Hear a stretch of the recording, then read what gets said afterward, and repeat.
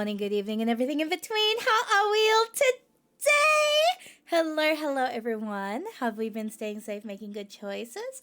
Or we haven't been getting too silly today? Hi, Slime. How are you? Hi, Weeb. Oh my goodness. Are we excited for a day today? I'm so excited. We're gonna be trying new things today. I'm so excited. Oh, also, oh my god, wait. I need to show you guys something. So, for weeks now, probably even months, right? We have had the alerts issue. And for the 7th time, this is the 7th time, and I'm putting it on here today, to either prove that I am right, and that fucking stream is fucking with me, or I'm cursed. Because, watch this, I'm gonna send out a test right now. Are you ready for this? It could be fixed, it could not be fixed. I don't fucking know at this point. Lord, have I tried everything. Watch this. I'm gonna hit the follow button. Instant. Perfect audio to it. Please tell me the audio came through. But this is my 7th time reconfiguring this thing. My 7th time since the issue first started. If it happens again, I'm gonna fucking scream.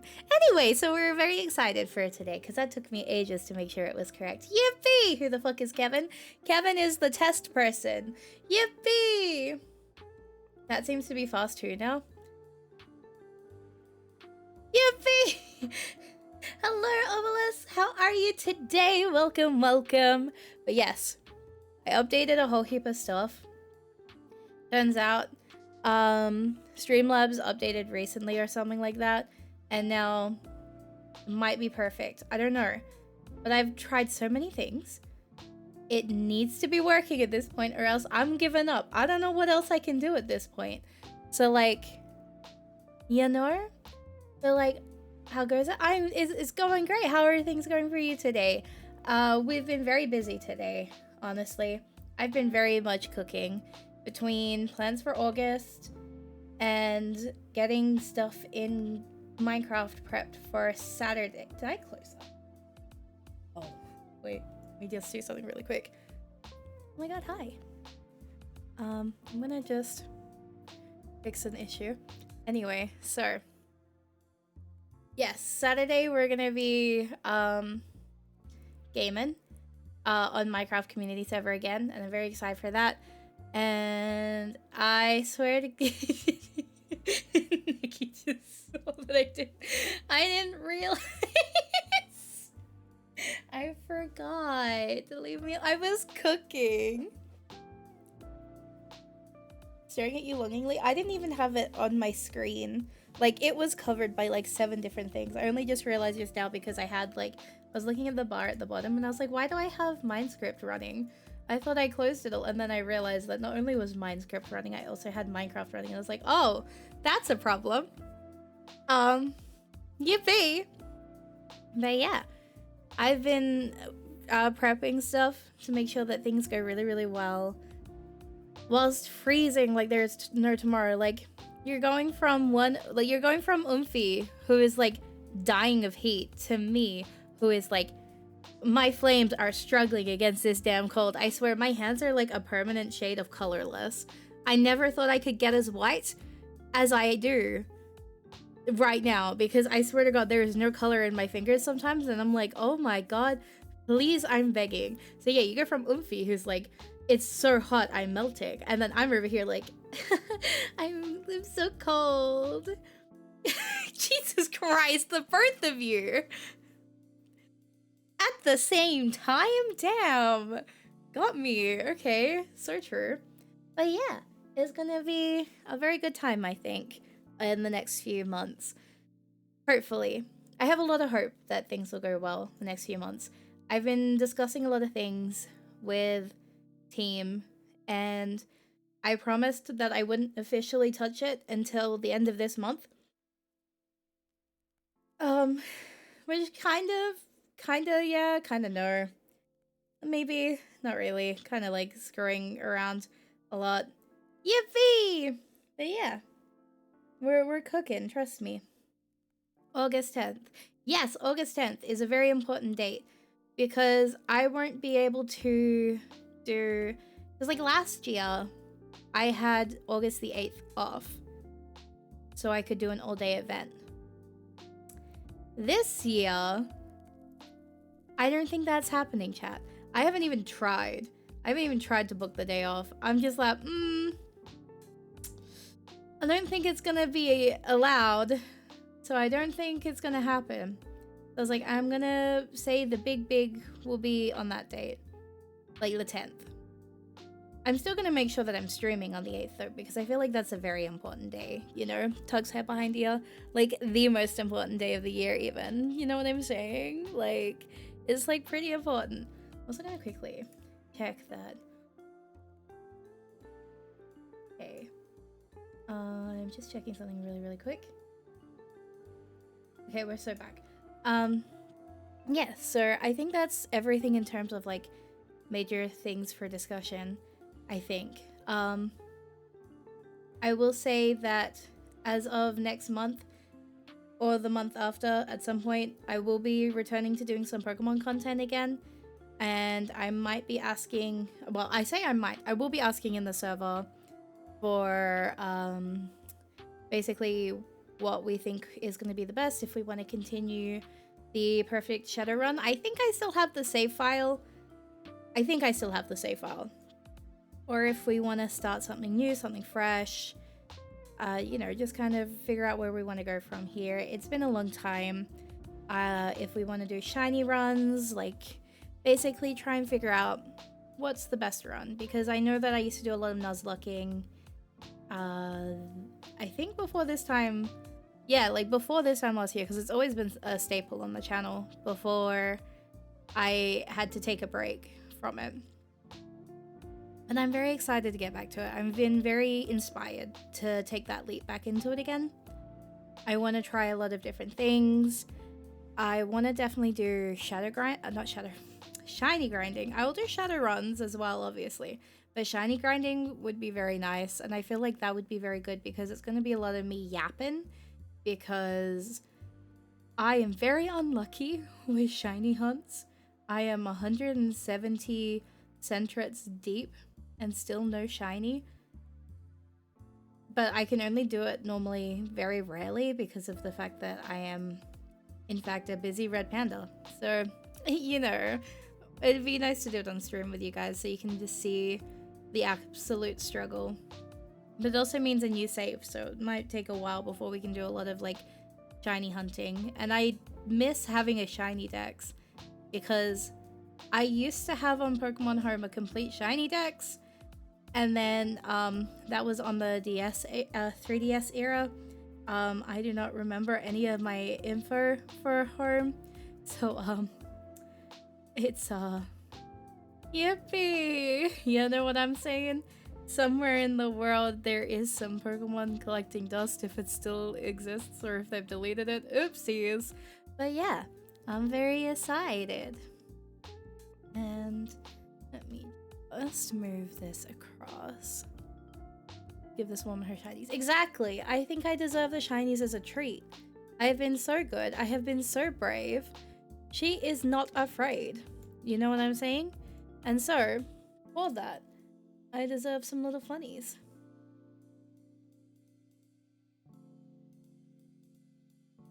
Okay.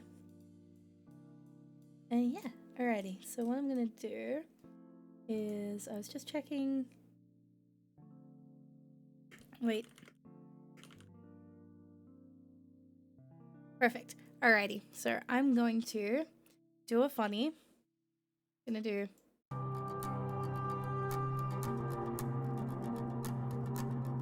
Yippee! I'm actually gonna turn this down. That is super loud.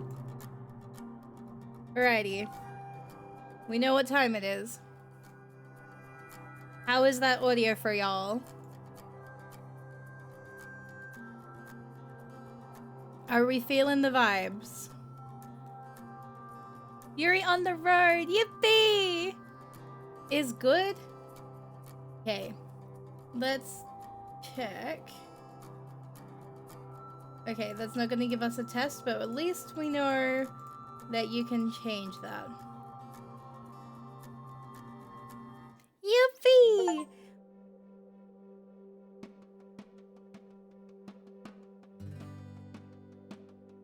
Oh my god, Studio Elon, that's crazy.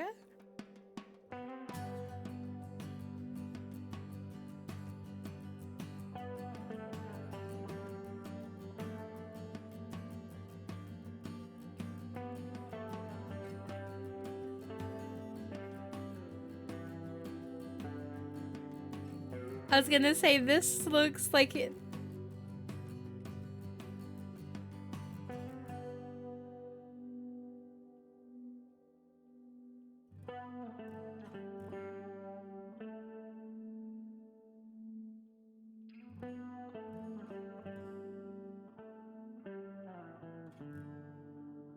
Smoke thief.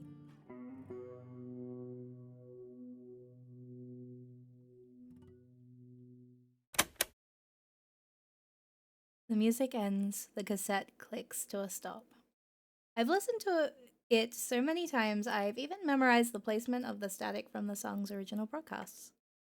I'm worried the deck might eventually eat the tape, but it never happened to him no matter how many times he played the damn thing. I'm not too scared. It used to drive me crazy. Every day he played it over and over again. Sure, he would throw on something different after a few loops, but soon enough he'd switch back and the cycle would repeat itself. Sometimes I think he would do it just to mess with me. I would be in the back, in bed, smothering a pillow over my head to block out the music. He would just turn it up louder, even during all-nighters. That was so like him. Even near the end, when we had to finally settle down, he was still pulling that kind of crap. I'd come home from school sometimes and the police would be at the door because the entire block had called in a noise complaint. He said it was because he was hard of hearing, but I knew he did it just to get a rise out of the old grouches who lived nearby. I think that was his worst fear, ending up just another bitter sack of bones. So he did everything in his power to be the exact opposite, right up until the end. Of course, that meant I would always deal with the fallout. I can't imagine what the neighbors thought, seeing a little girl go door to door apologizing because some old man decided it would be funny to put plastic flamingos all over their award-winning lawns. I can't help but smile, just a little, even if it does hurt. Take a sip of my coffee. Outside, a heat haze shimmers over the never-ending oceans of sand. So much desert. Even Roswell was just rock, sand, and a few shacks. All alien-themed, of course. Didn't see any UFOs, though. I'm not used to how dry everything is. Even with the AC on high enough to rip off my eyebrows, I'm still all sweaty. Guess that's what happens when you laze around in snowy Colorado for a decade. In that regard, the desert is a nice change of scenery. I don't exactly hate it. New sights are nice, especially since his health didn't allow him to do a lot of traveling when I was a little girl. I could see myself getting used to this. Well, maybe in another 15 years when I have everything paid off. Damn it, Amber. Snap out of it. You can worry about that later. This isn't your trip, so stop being so selfish. I push the eject button. I take the tape out and look it over, probably for the 20th time today. Years worth of brown stains and greasy fingerprints are smudged all over, making it feel grimy to the touch. It still works like a charm though. There are more cassettes in the glove compartment, a mixture of mine and his. Mostly his. I could just play one of those and get it over with. My hand gravitates towards the latch. It would be okay, right? No. I snatch my hand away from the latch and flip the tape over. Once again, I find myself staring. With a sigh, I stick it back into the deck. I reach towards the play button, taking another look to see if the road is still clear. Like always, it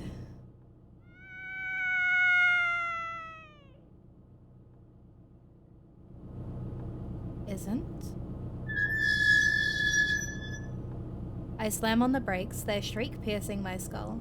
A glance in my rearview mirror shows a girl cringing next to an ancient-looking car, covering her ears as I screech down the road. I want you, mama! Making a U-turn of dubious legality, I pull up in front of her car. killing the motorhome's engine. I hop out and shield my eyes from the blazing New Mexico sun. Only now do I realize how precious the AC really is. Oh yeah, I'm in love. It doesn't take more than several steps before the girl comes bouncing up to me with a look of relief. Oh my god, thank you, thank you, thank you! I was starting to think no one would ever stop. I'm gonna go turn down the volume though. Okay, we should have done all of those.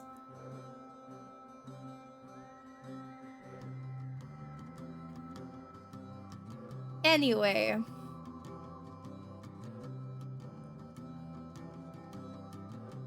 With each word, she gets a little closer until we're finally within touching distance of each other, her smiling face now filling my entire field of vision. Her bright auburn hair is done into a girlish side tail, glistening beneath specks of sweat. Standing out in the heat has made her round, pale cheeks a sun-kissed red, but she still looks put together, like the desert would sooner melt her than do any real damage to her looks. I almost feel embarrassed to be in front of someone who dresses so cutely, a frilly green top and skirt putting my red t-shirt and khakis to shame. It's all brought together by one thing though, her eyes. They're blue, vividly blue, deep and rich, complementing the traces of her misty perfume as she gets closer and closer. See, I have this this thing now where I can't take blue eyes seriously because I just think about that blue-eyed person meme. So like the detail on the eyes just then, reading it, all I could think of was the meme. All I can think of is this damn meme. It's in my head. It's so rotted. Anyway. Too close, too close, too close? I scramble back and cough, trying to hide away any awkwardness. No problem.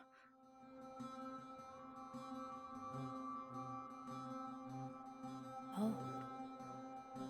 Oh! What's she doing out here alone? Driving through? Hell, is she even alone? I peer off into the plains on the side of the road, half expecting a guy to pop up from his hiding place, now that some idiot has fallen for their trap. That idiot being me, of course. But, much to my surprise, no one does. Instead, the girl continues to stare at me, smiling as she patiently waits for my response. I glance behind her, focusing on her car. So what's the issue? Your car breakdown?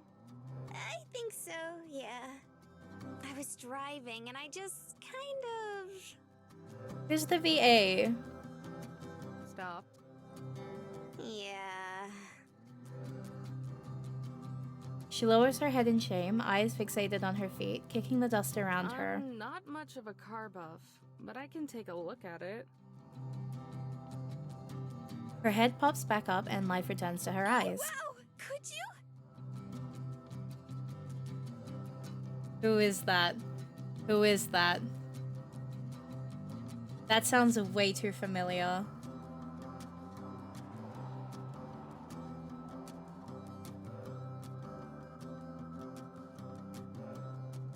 That sounds way too familiar, actually. I know that voice.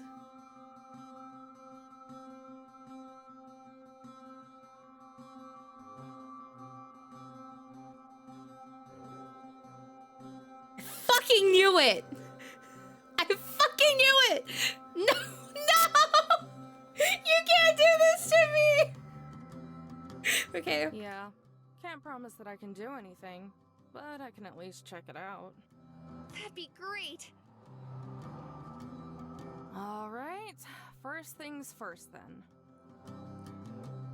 The thing looks even older than my motorhome. It was probably a nice car once upon a time, but with a dented grille, multiple scratches, and faded murky green color, it's hard to believe such a cute girl was driving it. I slide into the fabric seat and start the ignition. I don't know too much about how this stuff works. Just enough to keep the motorhome from giving out, but I can't imagine it's too significant of an issue. Probably just a dead battery or... no gas. I need to not fall in love with the same damn... What is this? This is 2 for 2. I can't do this. Ugh. I can't believe this. I actually can't believe this. This is insane. I knew it too. I knew it too. And that's the worst part. Like, I knew it. And I was sitting here going, there's no way. Say psych right now. There was no psych right now. There was no psych right now. This is insane. A single car passes by, calling us with a refreshing gust of wind, sprinkled with dirt and sand. Is something wrong? Yep. Yep. God damn it. Is this a joke? Oh no, did I break it? No, it's just out of gas. What? No way! Dad said I should have filled up before I left. What do you mean? Before you left? Is she for real? Why is this girl in the middle of nowhere by herself? As if trying to force all the ideas into the center of her brain, the girl grabs her head and whines under her breath. Ah, man, and I didn't charge my phone either. What am I gonna do? I'd offer her mine, but I have never had a cell phone in my life. Seems like you'd have to be pretty absent-minded to forget that, though. She whines once more and turns to me. Hey, this might seem a little weird. Oh no. But could you take me somewhere nearby so I can get some gas? And what do you know? She actually did it. How long did you say you've been stuck out here? I don't know. A few hours, maybe? I've been trying to wave down everyone who drives by, but you were the first to stop. Hold on, everyone? Yep. This heat must have fried her brain. Does she have any idea how dangerous that is? That's probably not a good idea, you know. She cocks her head to the side and gives me a look of genuine curiosity. Like it wasn't obvious or something. Why? Well, you know. A cute young girl alone in the middle of the desert? It's just asking for trouble. Aha, you called her cute. But you're a cute young girl alone in the middle of a desert. Oh. What? Her comeback takes me off guard, and I turn away a little, avoiding eye contact. Yeah, but that's different.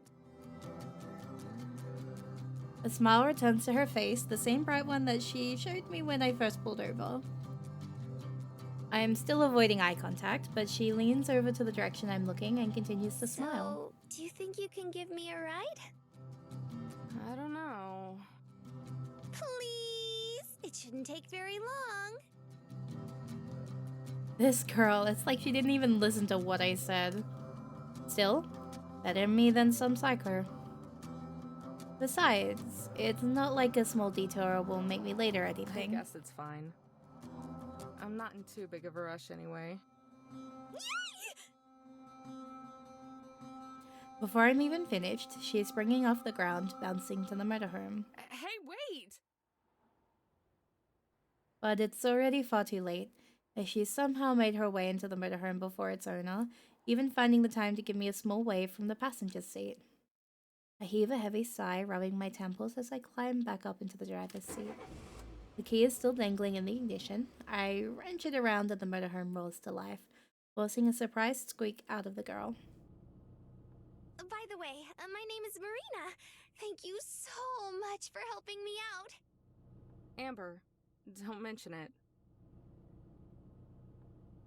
Careful not to hit her car, I back the RV up and turn it around, sending us in my original direction. I reach for the play button on the cassette player, finally giving in to temptation, but Marina starts up again. Why aren't we going the other way? Wasn't there a station a little ways back? It was more than a little ways back. Yeah, the name also starts with an M. I saw a sign a few miles ago that said there was a station not too far from here, so we're going there. Oh wow, I didn't even see that. You're really observant. Girl drives like me, damn. Yeah, or you're just really oblivious. I should not have said that before reading that line. Not really. Silence falls between us, the roaring of the engine and swishing of the wind from outside being the only sounds. I take that as my cue and reach for the cassette player once more. Finally go... How do you even drive this thing? It's huge! Marina spreads her arms out like an eagle unfurling its wings, almost bopping me on the head in the process. I clear my throat and grab her arm out from the air, gently placing it on her It's not lap. that bad. You get used to it. She tilts her head to the side and gives a light grunt as if saying, "That's so," and we return to the silence of before. Again, I reach for the cassette play. So what are you doing out here? Are you going camping? Seems like what you're doing is fun. I take a deep breath and hold it on as long as possible before letting it Just out. traveling. What about you? Why are you out here? Oh, well, it's kinda silly. Scratches her head and lets out an embarrassed laugh before staring at her feet. She quiets down and surprisingly stays quiet. Well, looks like that worked. I reach for the cassette player one last time. I stop for a moment to look at the glove compartment and then Marina, who looks lost in thought. Finally, I press play.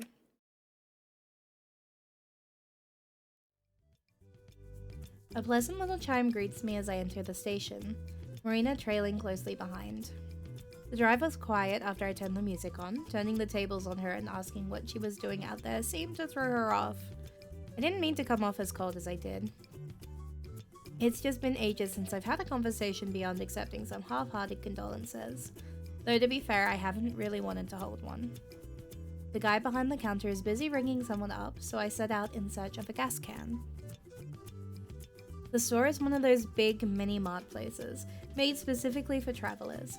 It's surprisingly clean for a place surrounded by sand. Every corner has an unnatural sanitary shine, accompanied by the scent of citrus cleaning product. Hey, they have cola flavor here! I turn and find Marina clutching the slushy machine, her eyes widening like a cat's when tempted with yawn. Don't most gas stations have it?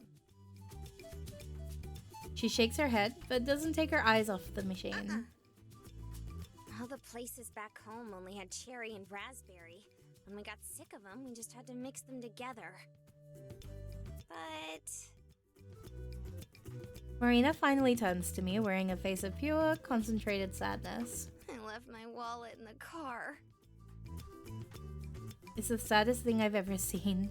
Just looking at her, I can feel my heart Wait a second. How were you expecting to pay for the gas? I don't know. I just remembered. How did she last 5 minutes out in the desert? Fine, I guess I'll pay for it. Really? Yeah. And grab yourself one of those slushies too. But make it a small one. Damn! She almost got the win. Her pure, concentrated sadness melts into pure, concentrated happiness. You're the best, Amber.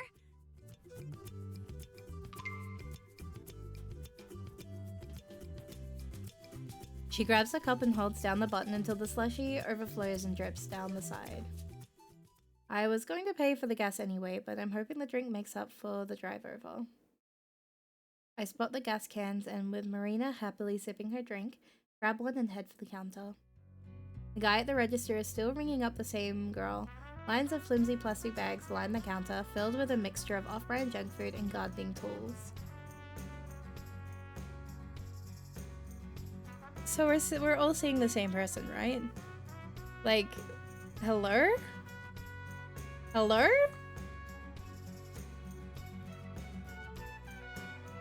Hi? He scans the items as the girl digs through her wallet, her bandana-wrapped head pressing a phone against her shoulder. Aren't you supposed to be the badass mechanic? What good are you if you're not? Who are you? Who are you? Who are you? Who are you? What is your name? She swipes out a card and hands it to the cashier, more interested in staring at her nails than looking at him. How the hell would I know? Have the score check underneath if you're so curious. On the other end of the line, I can hear the faintest of squabbling. I can't make out anything they're saying, but the tone sounds worlds more tolerable than the girls. If it's that old, then I say do it. Cash is cash. It's not like anyone's gonna care. Hello?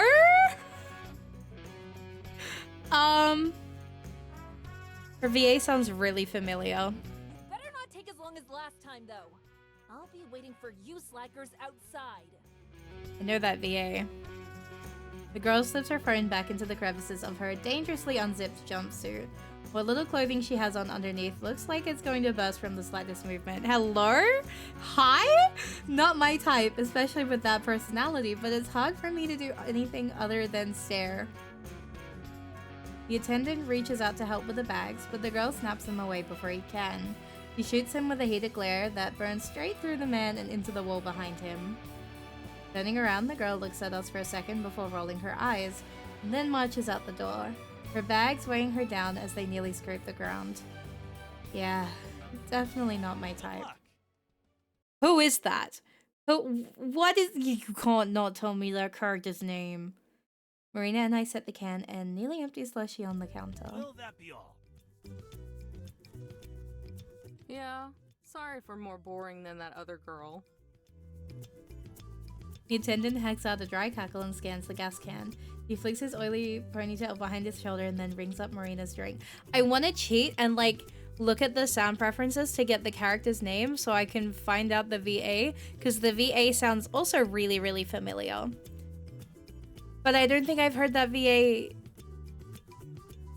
in any other, like, it's like, where have I heard you? Because it's not from another Elon, like, VN, I swear. So where did you come from? It wasn't E. You had, who was that? Huh? Then who is that?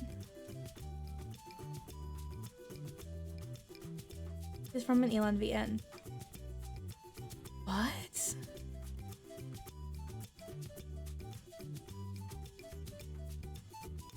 Wait.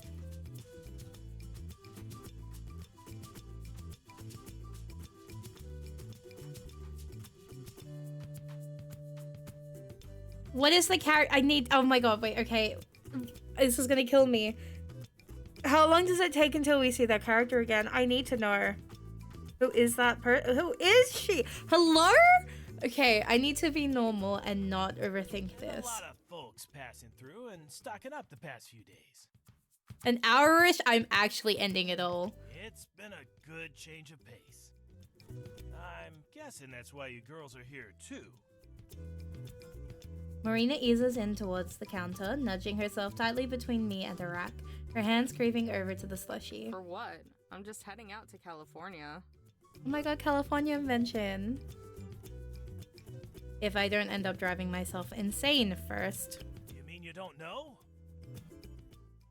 The attendant freezes, forgetting about the scanner in his hand, blinding red light beams from it onto my chest. About what? Why, the treasure. The treasure? Marina's hand stops just shy of grabbing the cup. Treasure? The clerk's chubby face morphs into You a telling grin. me that you girls haven't heard of the treasure in the journal? What is Burr yapping about? I have. I frown. Embarrassed, Marina looks at the floor again, her cheeks flushing red. I guess she's always just as forward. Oh, well, I heard about it on the news.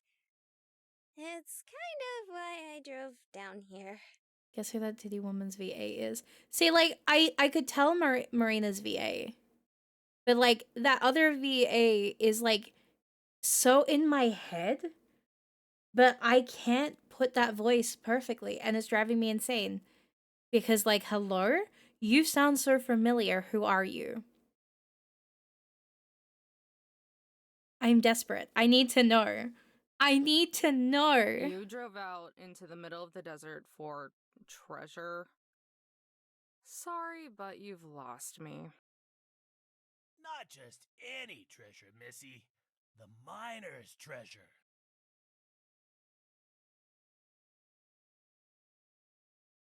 He says it like that should clarify what he meant. I stare at him. He stares back. Marina sips the last dregs of her slushie. You honestly don't know. Need to hear that voice more. I need to hear that voice more. I'm going insane. This woman is so in my head. Oh my god. The fuck? Not a clue. Are you gonna change that? A little feisty, ain't you? Not really. Just have stuff to do. Fair enough. A little while back, some folks were going through all the trash in their garage. I want to say, but also I'm going to make you think about it. That's insane. You're insane for that. As fate would have it, they came across an old journal. Turns out the thing belonged to their great uncle. Or maybe it was their great grandfather. I don't know. Some dead old man. I cut him off with a cough, a polite hint for him to either get on with it or quit his yammering. Despite apparently knowing all this, Marina continues to stay focused with rapt attention. Sometimes her drink makes that annoying slurping sound again. Sorry. I'll try keeping it short.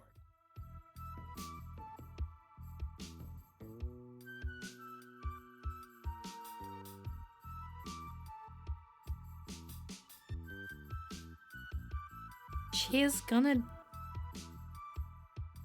What? What is that sentence? She is gonna dumb the shit out of you. Hello? Hello? Hello? Anyway, after flipping through it, they found out that he'd struck it rich during the gold rush. Uh-huh. If he struck it rich, then wouldn't the family know about it? They'd have to be pretty well off, right? Oh, I can answer that. He went back home to Missouri without any gold and told all his friends he hid it.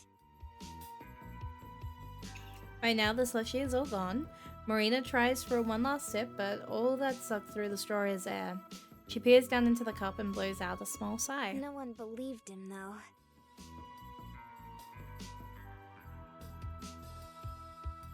I raise an eyebrow. If even this girl knows about it, then I must be more out of the loop than I thought. Well now, looks like Sister here has been doing her research. Mm-hmm.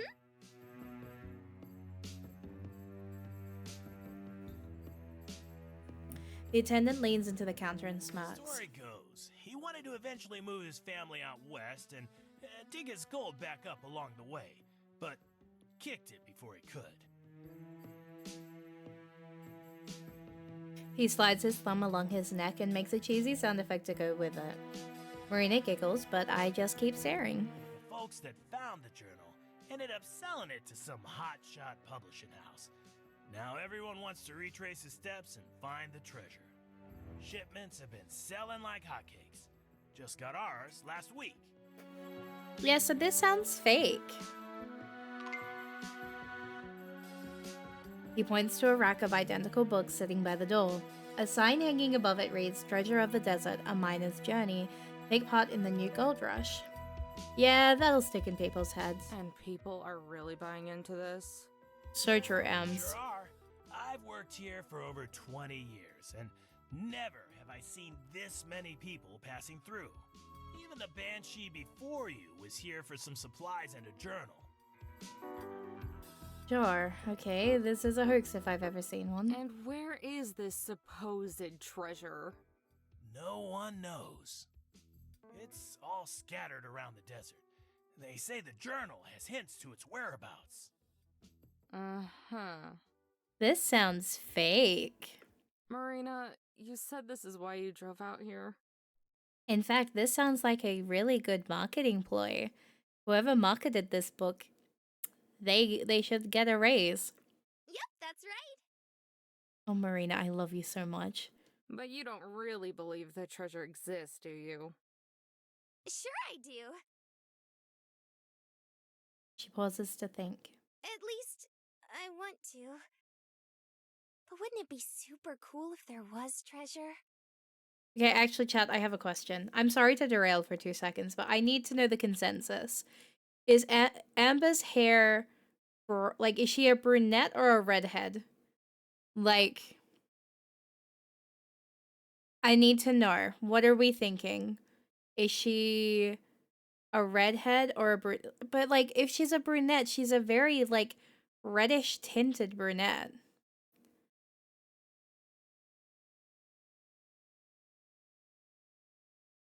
Like she's very warm toned. No, real. So true, Nikki. Because like this is, I need to know. I need to know, like, I need a color hex of this actually. Like I'm actually going insane. Because it feels like if she's a brunette, that is like, I'm sorry that I'm distracting for like 2 seconds. But like, for brain reasons, what is your hair?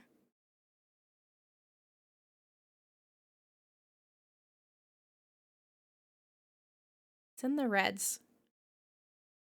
That's in the reds. That's reddish oranges. Okay. Imagine CJ's makes her hair way darker. Okay, okay, okay.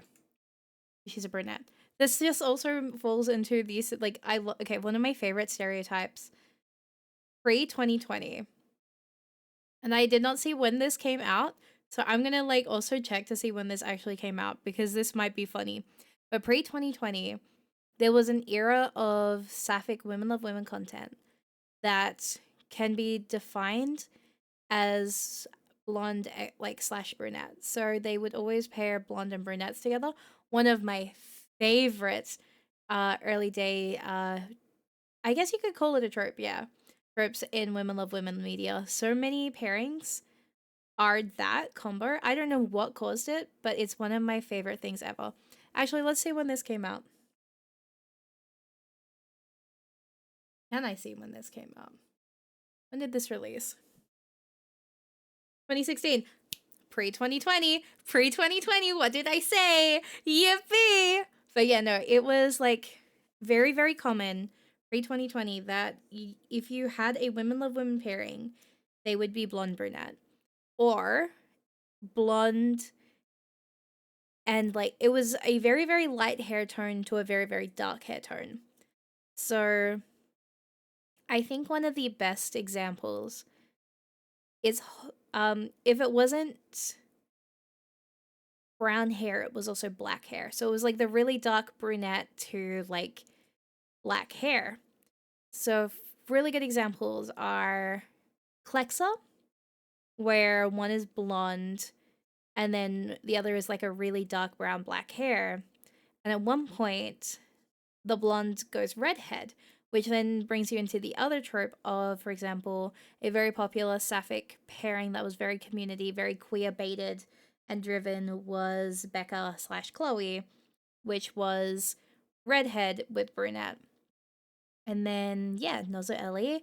Diamari was blonde brunette. There are so many pairings when you look back in that time. Bumblebee at the start, blonde with dark hair. So much of the like 2010s era, so 2010 to 2020, really brought about a lot of that blonde to dark hair like type. Nowadays, I would say it's kind of fallen off. So you find that it's not as super common to have that duality where I don't know why exactly, but it's like we're kind of not as afraid to do like colors closer together in like in ways like it's not as like every single pairing is this, because like there are a few that I can think of that kind of broke away from that, but it is one of my favorite tropes. So like seeing this and I'm like, okay, that's a brunette, blonde and brunette pairing. Younger me, this would have become her entire personality. Miho Aspen, Olive Millie. Yeah, like it's such a good I don't know what the reasoning is behind it, but I love it. It's like an addiction. Cause like Holstein, oh my goodness, that was my roots. Like, do you know what I mean? So I'm getting like massive love and adoration for this. And I don't know why this triggered me thinking about it, but it really did make me think about that. I'm so sorry for derailing. Sure, it would be cool. But there's a good chance there isn't. And even if there were, do you know where to start looking? No, not really. I never got that far. I don't even have a copy of the journal. Oh, I love you. She lowers her head like she knows there's a good chance what I'm saying is true. But I have to try. Her voice is soft and quiet, but there's a faint glow of determination behind it. It makes me feel ashamed for scolding, but the idea that she dropped everything for treasure is insane. To her credit, she did a little research, but that's cancelled out by driving into the desert without a full tank of gas. She wasn't prepared at all. The people who care about her must be worried sick. They barely even know her, and I'm worried. Aw, don't be too hard on her, Missy. After all, who could resist a good treasure hunt? Me. He looks to Marina and gives a big gummy grin, courtesy of his missing teeth. Ain't that right, sister? Marina springs back with a smile of her own. That's right! Rolling my eyes, I reach into my pocket and pass some crumbled bills to the clerk. Yeah, well, I'll believe it when I see it. He shrugs and stuffs the cash in the register, though now I'm just paying for the tank in an empty cup. I pocket the change. Give a casual wave from the exit. That should be good enough, thank you. Marina follows, though a bit more animated, waving her arm like a fan as she says goodbye. And sister? Yeah? You go ahead and take one of them journals. Free of charge. Aww! Marina lights up like a firecracker and bounces up and down like she's a kid again. Oh, wow! Thanks, mister! In one swift motion, she swipes one of the remaining books off the rack so fast that I swear my eyes are skipping frames. Hey, Amber! Look! He gave me one for free. Yeah, I see it. I tune out her chattering and nod as we walk to the parking lot so we can finally get the fuel. The attendant shouts one last thing, his voice fading behind the glass of the closing door. Good luck on your trip. Desert people are weird. Give me the hot angry woman again. I need her back. I need to hear her voice again. No way. Yes, way. Maybe it's further up the road? I can't believe it. It's gone. We could have just passed it. We weren't even away that long. How can it be gone? We stare at the empty space that once housed a certain ugly green car. I look in every conceivable direction, but there's nothing. Nothing but an ocean of sand and another never-ending stretch of road. Was it towed? No, not out here. Not this quick. Where the hell did it go? Maybe. Yeah, that is kind of weird, isn't it? Marina's hand rests against her cheek as she looks on with only mild confusion, like she's trying to solve a small mystery. Your car is missing! That's more than a little weird. Well, it's actually my big brother's car. He just lent it to me when he left for college. Girl, this is even worse! Oh, well that makes everything better then. Really? No!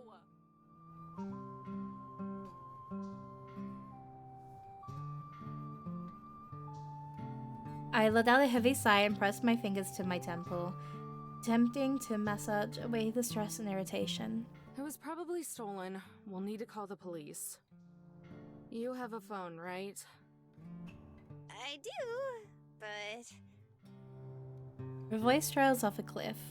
What she said earlier echoes in my head. That's right. You said it was dead. And I'm guessing you left it in your car. Oh, and her purse is in the car too, actually. Wait, she's fucked. Yeah. That's identity theft right there. Holy shit. Well, that's just great. No purse, no phone, no car. Damn, that's insane. She's losing, actually. Don't you have one? Nope, never needed one. That's fucked. Afraid no one would cll you? Well, insane. Not quite.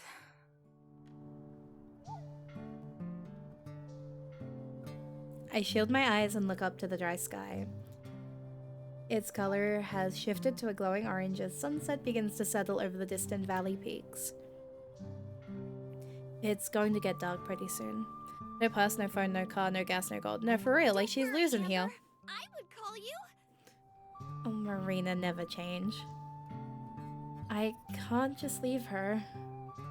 Even if she did have her phone, it would take forever before anyone could get out here. She'd go from burning up in the heat to freezing out in the cold within a few hours. Speaking of freezing, I'm fucking cold. Plus, if there are people around who would steal cars, then there's no telling who else is out here. Oh, do you think these guys are? They have to be 2021, right? I can already see how all this would go down. She would be huddled on the side of the road trying to keep warm. A pack of coyotes would be howling all around her, closing in. Then, from down the road, a starved creep would pull up in a trashy old pickup truck, open his door for her, and... oh god. Hey, where are you from? If you don't mind me asking. Oh, I'm from Carlsbad. She pauses for a moment. Or at least kind of close to it. It's a little out of the way. Carlsbad? You're from California? No, silly! Carlsbad, New Mexico. Oh, right. Had me going there for a second. How far is that? Maybe 2 hours from here? Wow, you didn't get very far at all, did you? Marina lowers her head in I shame. never really seem to. Though I'm not really one to talk. I've been on the road less than a day. Would have gone farther if traffic on the I-40 wasn't such a pain in the butt. Or if I didn't pick up Marina. Hey, listen.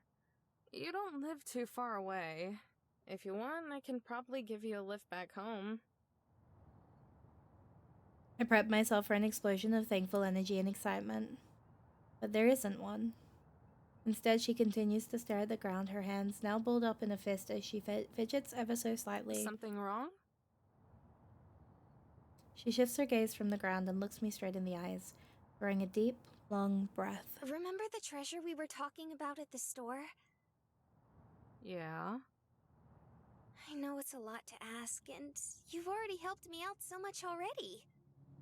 But do you think you could take me to the first place the treasure is? Huh? She wants to keep going, even after this entire disaster. The treasure! Could you take me to the first? I heard you the first time. It's just... You don't even know if this thing is real, but you've dropped everything to go look for it. And now you're asking me, someone you've just met out in the middle of the desert, to take you to it.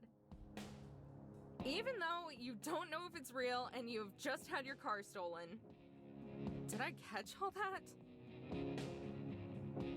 Uh-huh. Same. Amber's voice is so like brain rot. Shameless. I'm at a loss for words. How do I even respond to that? I try to recollect my thoughts, but only one word comes to mind. Why? Marina shrugs. Nothing more than that, she just shrugs. I take a look at her, a good look. Her wavy hair has been dried out by the hot desert air. Her face is red and drenched in sweat, probably close to melting off her makeup. Even her nice clothes are a little ruffled. But despite all that, this cute, peppy girl wants to keep pressing on. Even when most people would have just called it quits after the car broke down. Even out here all by herself. For all I know, she could be some weirdo out to mug me, and this is all some elaborate scheme. But she wants my help. My help. It's been a while since anyone has needed that. Like an honor. Do I deserve that? Probably not. But she's still asking. Why should I say no? I don't have to be in California for another few weeks, and isn't that why I'm taking this trip? To see the sights for him? He's a little excitable and even more naive, but maybe I need a little bit of that. A lot better than just being out here all by myself with nothing but the ghosts of my memories to keep me company, even if it's just for a little while. Why the hell not? Hop in. Yeah, for real. But only until the first location. After that... The breath is forced out of me by the sharp impact of Marina tackling my stomach.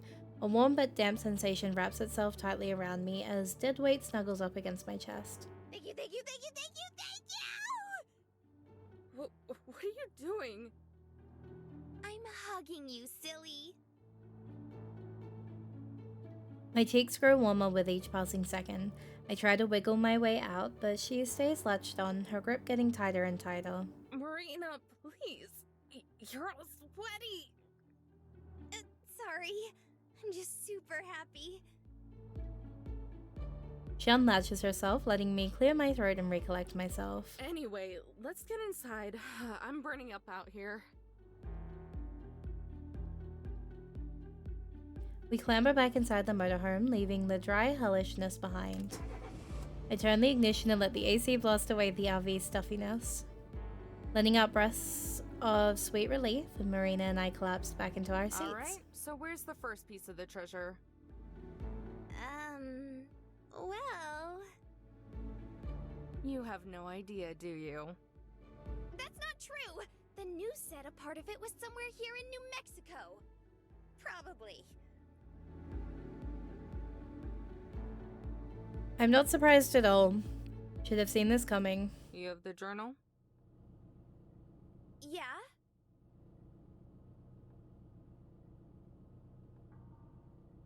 She hands the cheap paperback book to me, and the cover feels like it could fall apart at the turn of a page. The whole thing is fitting of its rustic design. I slide my thumb across the edges and flip through the pages. Thick forewords and passages commenting on the journal's historical significance skip past my eyes, most long enough to be their own book.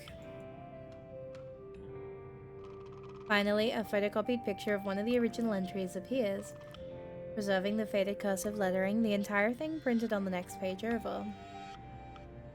Rusting brown stains and wrinkles engrave the photo. Some of the writing has been scratched out too, like someone made mistakes and couldn't erase them. I hate to admit it, but for something that's probably a sham, the thing looks pretty authentic. With bounty and satisfaction in hand, I am now homeward bound, a perilous journey forthcoming. Through my unrivaled intellect and unmatched ambition, I have succeeded in accomplishing what many believed would no longer prove profitable. Of course, this only comes as a surprise to those around me, not myself. I had traveled this way on the trail, with many others from the Missouri Territory. But as my typical characteristic success grew, I could sense the envious stares amongst my so-called peers. The danger eventually became so great that I wished to flee, but my companions left before I woke. For what reason, you may ask? I do not know. It is with this in mind that I have taken upon myself to leave a note for one of my fellow prospectors and to borrow his steed, so that I may one day return to settle with my family.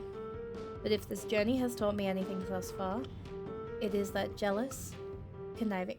What? I didn't click it! Wait! Thank you. Taken upon myself to leave a note for one of my fellow prospectors and to borrow his steed, and may one day return to settle with my family. But if this journey has taught me anything thus far, it is that jealous, conniving eyes are abundant. I'm no fool.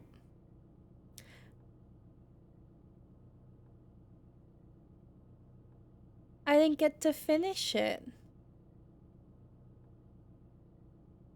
I didn't get to finish reading it. No, give it back. Okay. Yeah, I'm not reading all this crap. Where should I actually start? Not supposed to, but I want to. I want to read it. Let's see. If he left California, lived in Missouri, and supposedly hid something in New Mexico like Marina said, then what we're looking for is likely a later entry. Ah, here we are.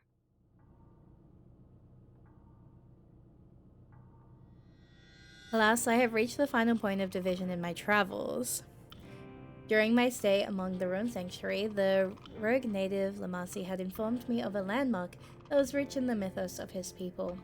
Considered sacred, he said that the chance of the gold being discovered would be very slim. He referred to it as a winged rock, a monument erected towards the sky. After my previous detour, I have finally arrived. It is with much disbelief, I must say, my friend, Lamasi was right. It is not just a monument erected towards the sky. It is a mountain, almost as if the Lord himself had struck up the earth among the sand. It is guarded by trails of rocks around it, all branching from the mother rock. On this journey, I have encountered many different sights, dangers, and yes, even an occasional friend. As I look upon the mountain before me, I am reminded once more that there are things bigger and greater than I am. Although I'm not yet rid of this cough, my soul has been humbled and removed of fatigue.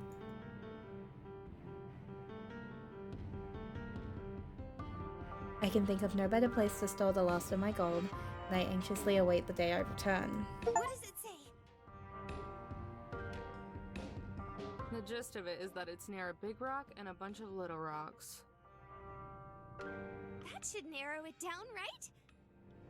Yippee! Yeah, to the entire state of New Mexico. Oh no! Marina gasps and lunges towards the journal, the muscles in her neck tensed and eyes wide with panic. That can't be the only thing he mentioned. There has to be more. I raise the journal high above me so she can't reach it, using my hand as a blockade against her head as she desperately tries to grasp for it. Sheesh, relax for a second. I actually have a pretty good idea of where it might be. Marina's so no thoughts, head empty. Nah, for real, there is not a single thought behind those eyes.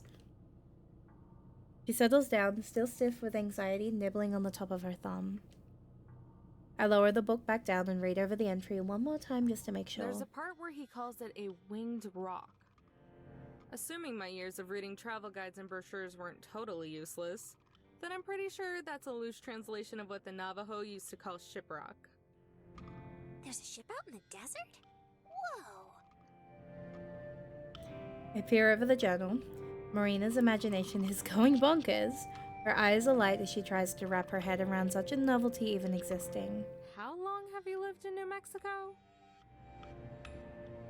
Marina swells up with pride, only to deflate like a balloon before speaking, instead choosing to blow a misplaced strand of hair out of the way. All my life. Hello, Blazing Blue. Welcome, welcome. I sigh and slam the journal shut. It's a small mountain near the border of New Mexico and Utah that's vaguely shaped like a ship. Oh, okay. That makes way more sense. Girl, so true. I'm surprised you haven't heard of it. Thing's a landmark. Yeah. But hey, at least I know now. Shrugging, I put away the journal and smirk. Misplaced as it might be, her cheeriness is a good mix. Up from the norm. Do you think the treasure might be there? Don't know, but it's worth a shot. We don't have anything else to go on. Sure you don't want me to just take you home? Marina hesitates for a moment, turning to the windshield as if to dodge the question with her eyes. No. I think I want to do this. Alright then. I put the car in drive and look ahead. The sun has set, the blue shade of dusk rising up to take its place. I press down on the gas. Marina turns to me and smiles. Let's hit the road. The sun has long since set and given way to darkness. Only my headlights remain, illuminating the road and silhouetting the small rock formations around us. I've been alternating between the old tape and new ones, immediately throwing on the old tape after finishing a new one and vice versa. I haven't had any complaints from Marina. She's been sitting at my side the entire time, softly humming off key to the music. Give me 2 seconds. I'm gonna mute because I'm gonna try and I'm fucking cold, man. Give me 2 seconds.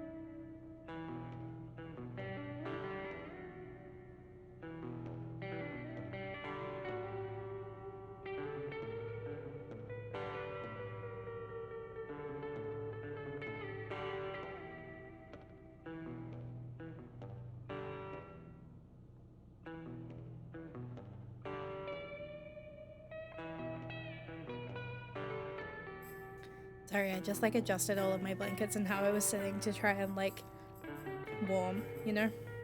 Yippee!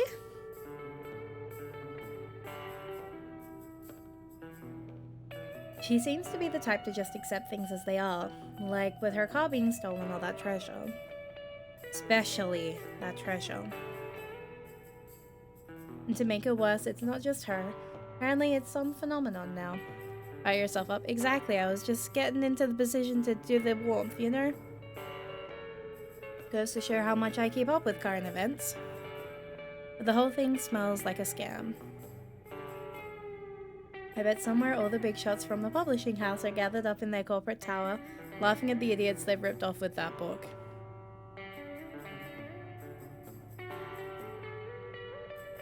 Christ, I'm even starting to sound like him.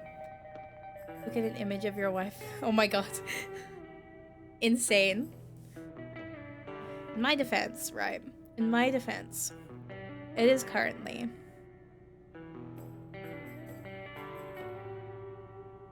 12 degrees outside, which means it's colder inside. Yippee! The music turns to static before the cassette is silenced by a loud click. I ejected and reached for his old tape again. Marina notices, taking the opportunity to break the long-held silence. So, do you like music a lot? Oh, yeah, I guess. I figured. You've been playing those tapes this entire time. She picks up one of the tapes on the center console and inspects it, going as far as to poke her pinky through one of the holes. Though, I'm not sure what you'd call this type of music. Yeah, I've just been playing whatever.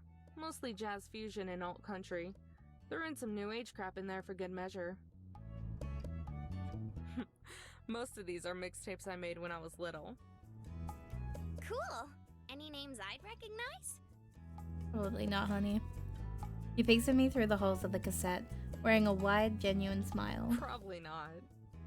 Aw, come on, try me! Why not? Maybe I'm not giving her enough you know, credit. Gabriel, Gertu, Weather Report, Donovan, Methany. Marina gives sage-like nods and grunts of understanding as I list off the names. You have no idea who any of them are, do you? Not a clue. That's what I thought. Sorry. I usually listen to whatever's on the radio. I don't know one either. I'm like, these are all names. I crack a slight smile. It's alright. I could see how it might be hard to get into. My gramps used to call it road trip music. I still think it's nice, though. It's making you really happy. You think so? She taps her finger gently against my cheek. I pull away a little, but let her do it anyway. Yeah, why else would you be smiling? I've never really thought of whether it made me happy before, but I do know it made him happy. So that's good enough for me. That's actually why I'm going to California. You know, for a music festival. For real? Where? Not far from Palm Springs. Palm Springs? Like the actual Palm Springs? Don't know if there are any other Palm Springs in California, but yeah, they do it every year for a few weekends. I went to my first concert a little before I graduated. She rests her head against the window and stares at the road ahead, her smile fading but still there. It was so much fun. An entire weekend of that sounds super awesome. Nah, it ain't that cool. Marina flings her head away from the window and turns to me. Now she's staring at me like I'm How crazy. could you even say that? It's the coolest thing ever! I wouldn't even be able to wait. I'd want to see all the bands. Sheesh, relax. It's not like I'm taking it for granted. It's just that there's only one group I know I want to see so far. That's right. His favorite group. Just one? He was so excited when he got the tickets. Just one that I'm excited for. I'll watch a bunch though. Releasing a long sigh, Marina eases back into her Oh, seat. good. I was afraid you were going to head home after you saw your group. You crazy? I'd like to at least have a little fun before worrying about all the expenses I gotta deal with. Expenses? Yeah, man. It's nothing. She gasps. Are you in debt? Is it college loans? My brother said those aren't fun to deal with at all. Are they fresh 18? Got too comfortable. Should have just kept my trap shut. Or did you just spend too much on your Without warning, I swerve off the side of the road and onto the rocky sand, cutting Marina off and nearly giving her a heart attack. Marina shoots me a worried glance, her face still pale. Oh my god! What was that? Are you okay? Hi, Maddie. Welcome, welcome. I pinch the bridge of my nose and my elbows on the wheel. Amber? I've been driving all day. I'm a little tired. Where are we? A little outside Albuquerque, so we aren't too far now. We'll sleep here tonight and drive to Shiprock first thing in the morning. Actually, okay, I'll take a drink and then.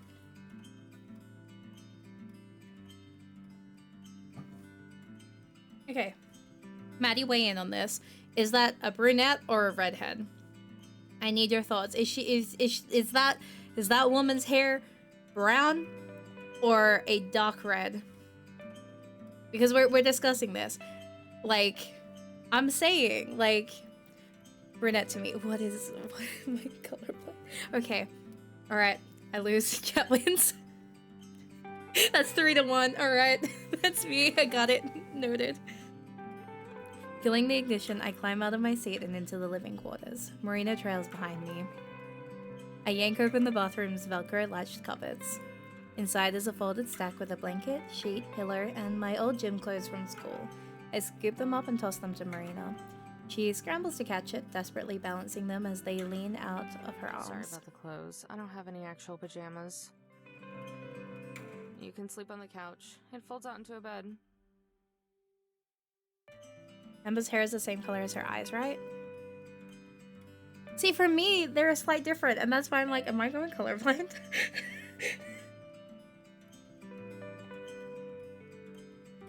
Oh, okay. Alright then, see you in the morning. With that, I step into the back room and slam the sliding door before collapsing onto the oversized bed. Even in the darkness, I can make out the pictures hanging on the wall. Once upon a time, they were generic scenic pieces. Now they're photos of me and Gramps. Oh, wait, baby. My favorite is the one of us in front of a museum for music. Rock and roll, to be specific. I was just a little pipsqueak back then, holding up an autographed vinyl sleeve that was about the size of my head. He was by my side, squatting down and ruffling my hair as I gave the biggest smile I could, even with my missing teeth. I let out a sigh and fixate on the ceiling skylight, a small sliver of the moonlight shining. Okay, that looks more brown. Okay, Weeb, you were right. It does look dark. Oh my god, one of my words. It looks darker in the CGs. Okay, I am wrong. I am colorblind. I admit it. It feels like an eternity since I have last laid down in this bed. I remember it felt like being hugged by a cloud. Now it feels like concrete. Tiny creaks sound from the room next door, accompanied by Marina's little squeaks of determination as she struggles with the fold-out bed, until finally, I hear a loud thud. Oh my god, is she okay? I can't help but smirk a little. I should have warned her that it was heavy. The room over goes silent. I hope it didn't crush her. Luckily, I soon hear footsteps tiptoeing across the carpet, then on the bathroom tile. They stop outside my door. Hey, are you awake? Her voice is weak, barely above a whisper. It's almost impossible to hear as it's muffled through the door. I know I've said it a lot already, but I really mean it. Thanks, Amber. You have one working eye, it's understandable. You know what? You're right, you're right. Good night. I continue to stay silent in the dark. The ceiling looks like it's constantly changing in size and dimension. Sometimes getting bigger and farther away, other times getting closer and smaller. I look down. Through the crack under the door, I can see her shadow turning around to leave. The words slip out of my mouth before she can even take her first step. Night, kiddo. Kidder? Kidder? Kidder? Kidder? Kidder?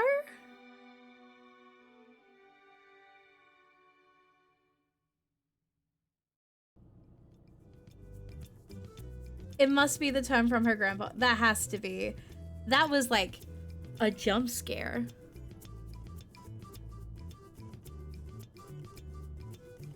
They're like, from what I'm gathering, they have to be like 18 or 19. Like, they have to be young, right? That's all I can think. Yeah, no, they're definitely both around the same age. They're like... I literally still... Okay. The use of kiddo is so funny because, like, recently I met up with a whole heap of my friends. And in my friend group is... You know how I used to be, like, a teacher for a youth group? One of this, like, my ex-students is now in that friend group. And obviously I keep it very professional. Like, I do not do anything stupid. I keep it, you know. That's still an ex-student. So, like, I keep, like, we exist in the same spaces. I adore them so much. I keep still calling them kiddo, though. And they were like, I'm gonna need you to hold my hand for this one. I have something that might, like, shake you. Like, and I was like, okay. And I give them my hand. And then they turn around and they're like, I'm turning 24 this year. And I was like, oh my fucking god. Keep in mind, I have known this kid since they were like a young teenager. So like that fucking aged the shit out of me. That happened on the weekend. I was like, what do you mean you're like an adult now? You were a kid once. Like, I used to make you run laps when you got too much during class. What do you mean? What do you mean you're an adult now? So kiddo is like a jump scare. I'm like, oh my god. Tears of knowing. It's insane. I'm like, oh my god. Like, what the fuck? But yeah, I keep using kiddo around them. I just turned 20 and still get called kiddo by everyone in my hometown.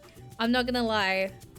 Yeah, that sounds accurate. I tend to call, like, people when they're, like, 18, 19, 20.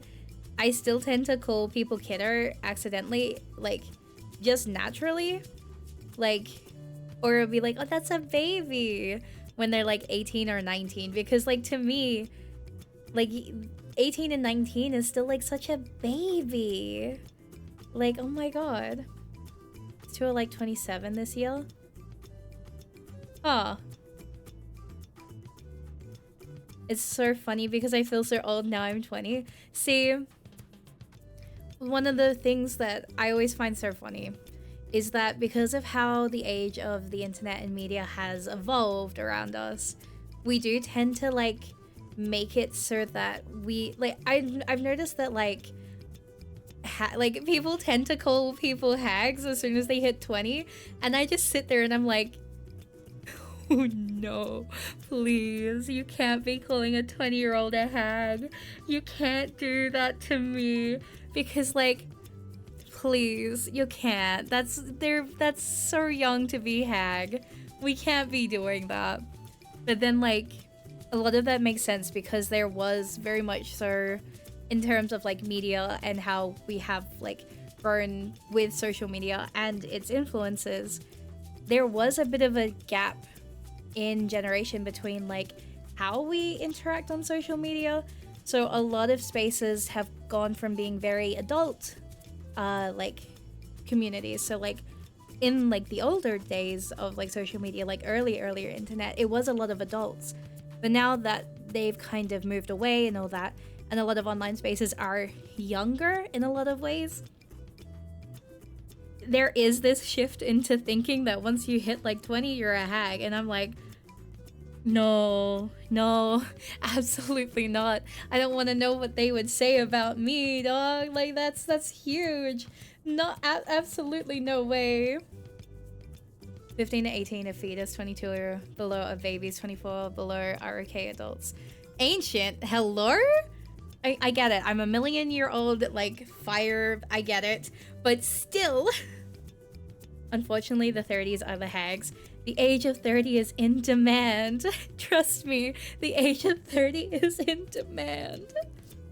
That's the coping for everyone, right?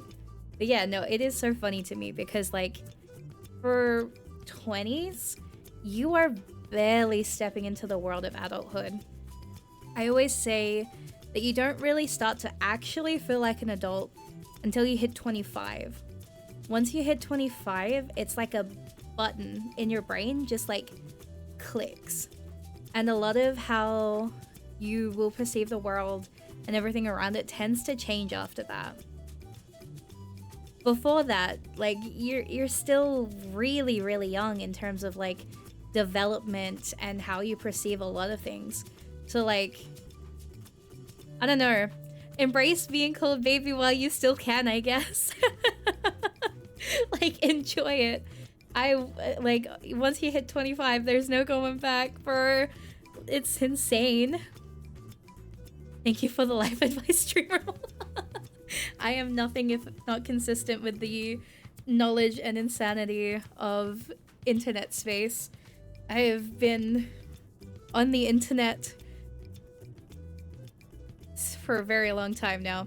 Actually, I think we found my old Neopets account not too long ago, and it was like my second oldest Neopets account, and it's like, I think it's actually older than you. Wait.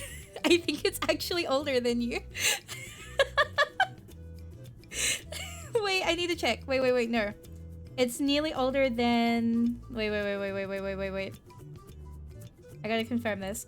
Wait, I need to double check.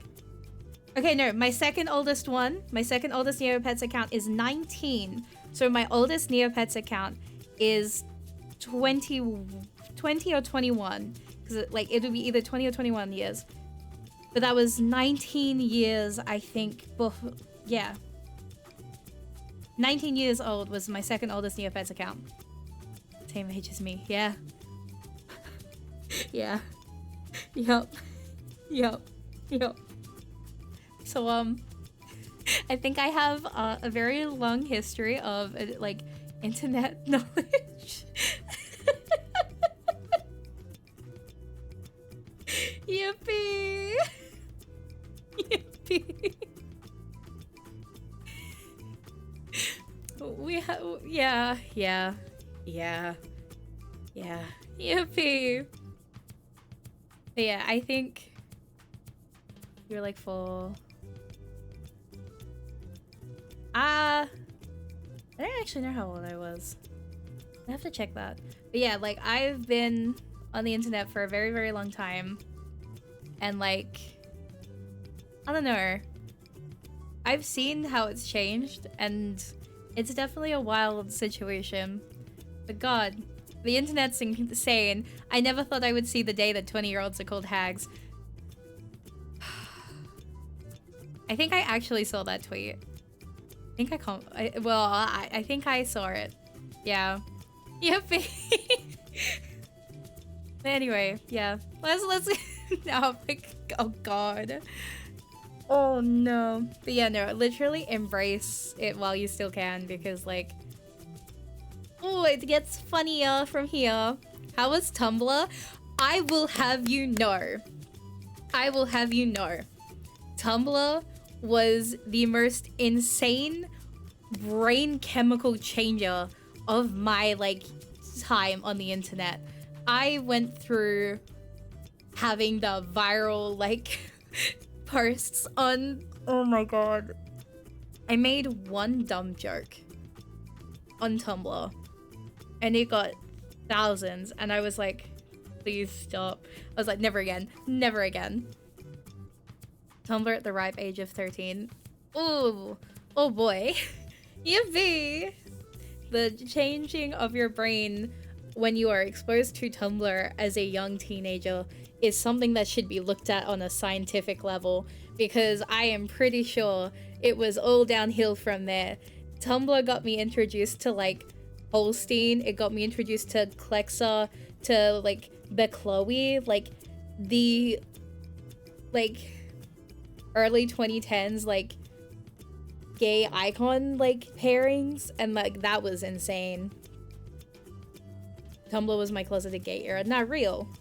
Like, I was just such a big fan, you know. But then again, I used to also like interact with a lot of Homestuck blogs, so like you can't trust me. Like, I say, oh yeah, gay culture and everything on like Tumblr. I was also like reblogging like Homestuck stuff. Like, I was one of the people jokingly saying Vriska did nothing wrong. Like, I don't know what to say for myself at that point, you know? Oh, Homestuck. God bless. But yeah, no, Tumblr was absolutely a pipeline for, like, LGBT, like, knowledge. Vriska never did anything wrong. Exactly! Vriska is innocent. Trust me. Like, this is the biggest facts I can ever give you guys. Vriska never has and never will do anything wrong. In fact, she is the most angelic person in the entire thing. Trust me. Like, I would never lie to you guys, right? Have I ever lied to you guys before? Not that I can think of. No, I have, actually. I lied to you guys about that one stream where I was like, oh, we're just gonna play Neopets, and then I dropped a 3D reveal. Okay, no, you can't trust me. I'm just a little silly today. Yippee! Most people imagine Indian reservations as tucked away slices of heaven. Maybe some pocketed oasis of vibrant greens and flowing water in what is otherwise a wasteland. Those people are wrong. The Navajo Reservation is as sandy and barren as the rest of the desert, and at 22,475 miles, it's neither green nor fun-sized. Not that I hate it. The miles of faded highway road speed past me, blending together with the sand that stretches too far off, rigid mountains. Like there's a rhythm to it all. Behind me, Marina is still stretched out on the fold-out bed, cuddling the pillow, a substitute for her blanket that's long since fallen off her bed. My old gym clothes are a little small for her, the shorts only reaching halfway down her thighs. But hey, I'm not complaining. Soon we're rolling into the town, its jagged namesake peeking over the horizon. Shiprock. The town itself is typical for this desert, nothing fancy like a high-rise, just a whole lot of plain shacks sitting on top of gravel, painted worn browns and beiges. From behind me, there's a light, almost fluffy yawn. I wonder how that bundle of joy handles mornings. Morning. Oh, Angel. Okay, you're finally awake. She yawns again and thumps back against the bed. Guess she is not a morning person. And there's still some coffee in the... Oh wow, is that Shiprock? I take it back. Marina rushes behind me and grabs the back of the seats, her eyes sparkling. It's huge! I can't believe we can see it from so far away!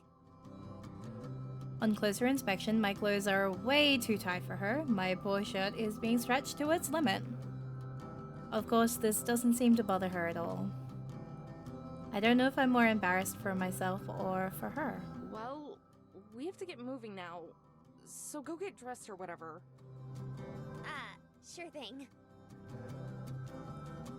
She scampers off to the back, finally giving me room to breathe as I make my way to the driver's seat. Until I accidentally glance at the rearview mirror. In the middle of the motorhome, Marina slips out of her pajamas and into her regular clothes. Jeez, bathroom is right there. I adjust the mirror and try my hardest to stay focused on anything else I can look at. Fully dressed, Marina pops back up beside me and settles in the passenger seat. The desolate road continues until suddenly, as if of nowhere, we're greeted by a line of cars, RVs, buses, and every other kind of vehicle under this blazing sun, all lumped together, stacked one on top of the other, side by side, and every single one blasting their horns. What the... Whoa, you think this is because of the treasure? I grit my teeth and flop back in my seat.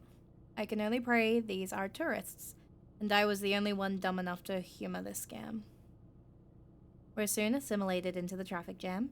Slowly, the motorhome inches forward, but when we finally reach the front, a whole new monster awaits us.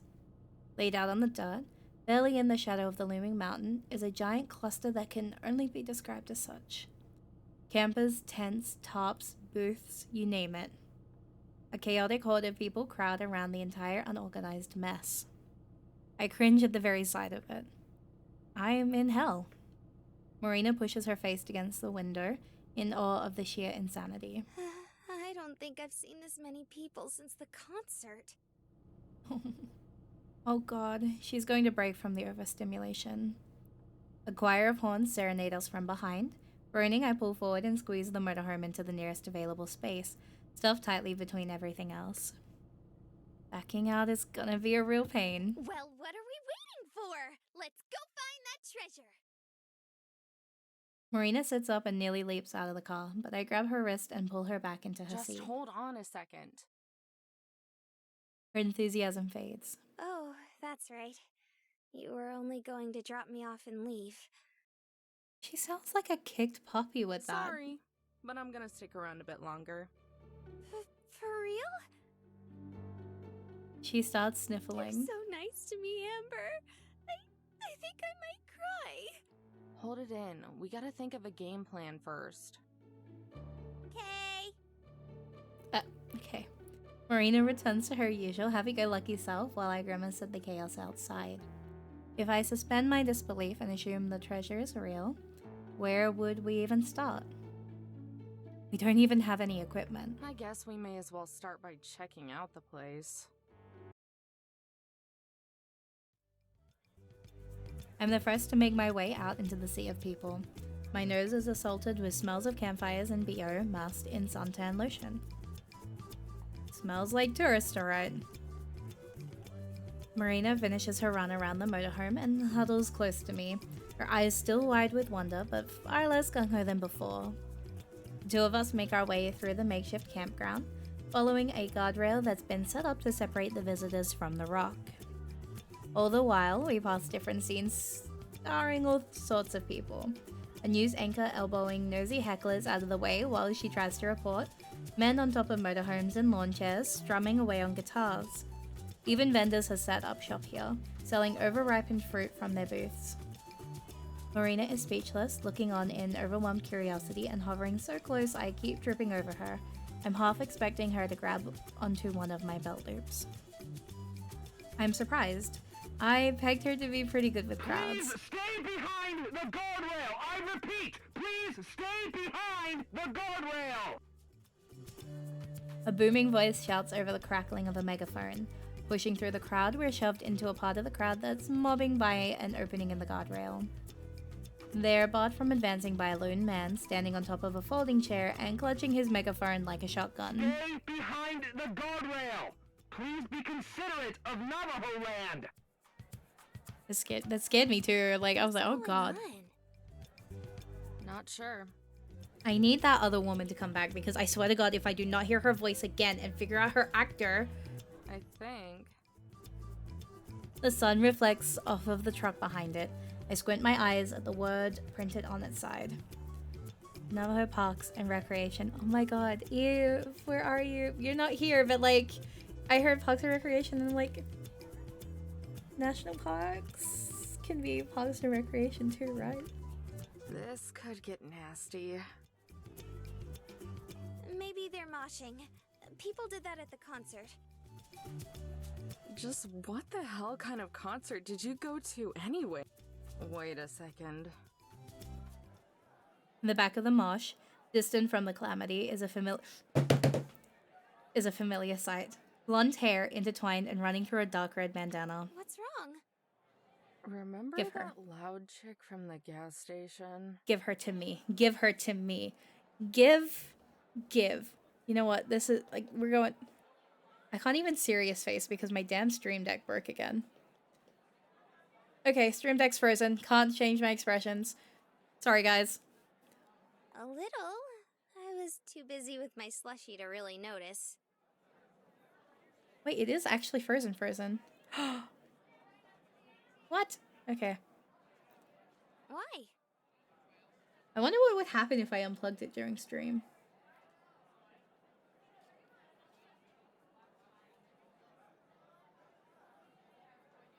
My stream suddenly dies, guys. You know why.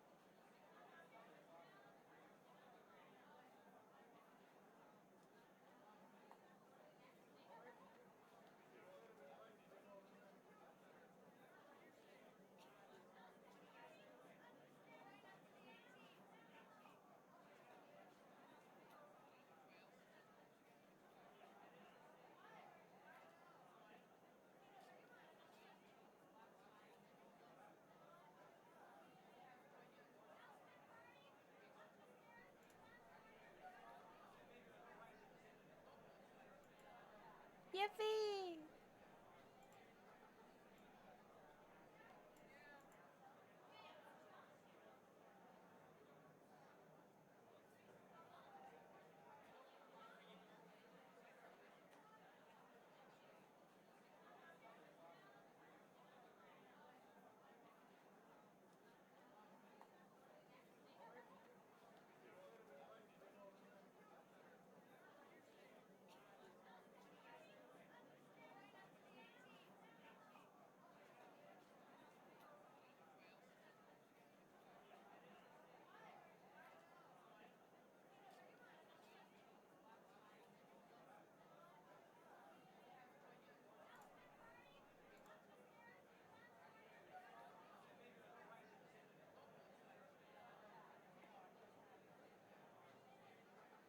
Okay, we're so back. They were totally fine. I didn't break anything. You guys were worried. That looks totally fine. See? We're so back.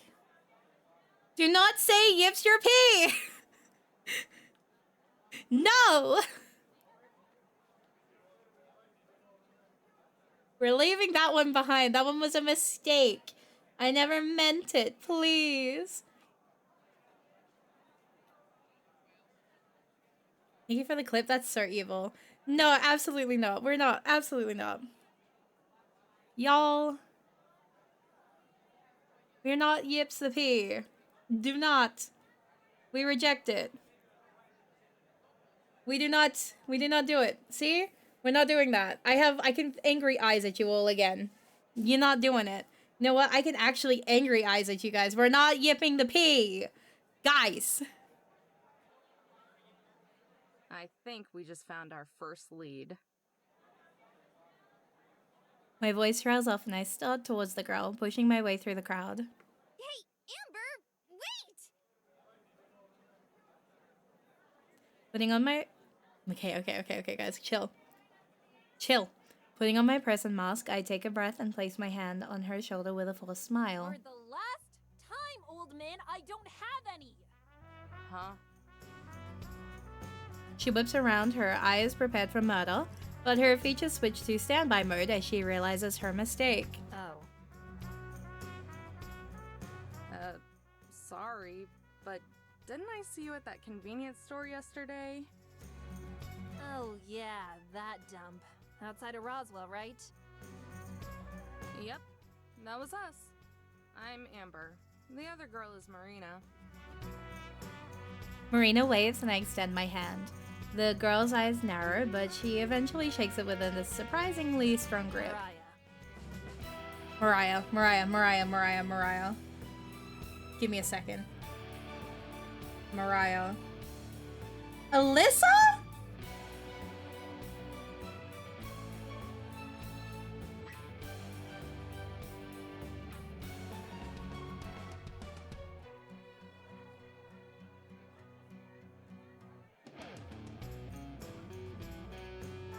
What?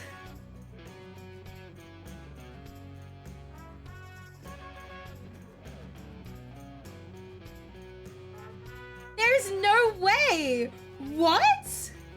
That's Haley!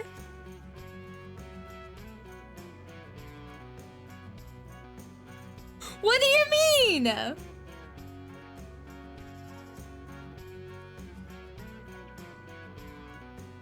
What?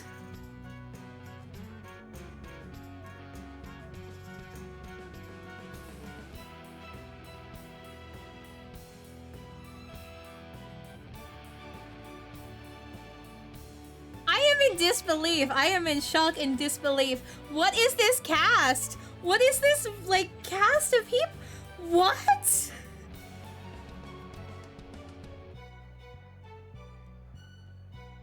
Hello?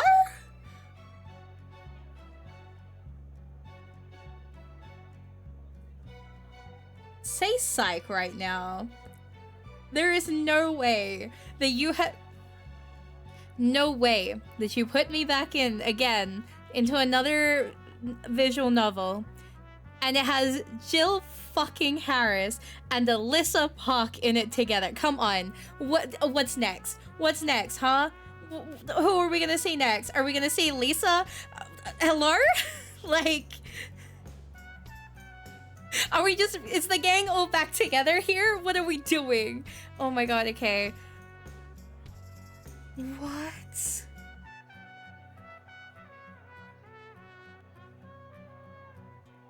That's insane. The duality of the voice acting. The duality. That's incredible, actually. Okay, like, big fan, actually. Like, big fan of this range that we are witnessing today. Because there is no way I would have thought... there is no way in hell that I would have thought Haley. That is an insane duality of voice acting. That is genuine skill. That is really, really, really focused in skill right there. Like, that's incredible. The amount of training that went into that is... Oh my god. Are you kidding me? Haley!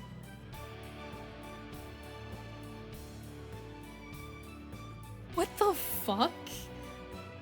Everyone here for the treasure? They'd be idiots if they weren't. What the fuck? Hey, what do you know? You were right, Amber. What the fuck? You say that like it's a good thing. You guys here for the gold too? Not sure why else somebody would come out.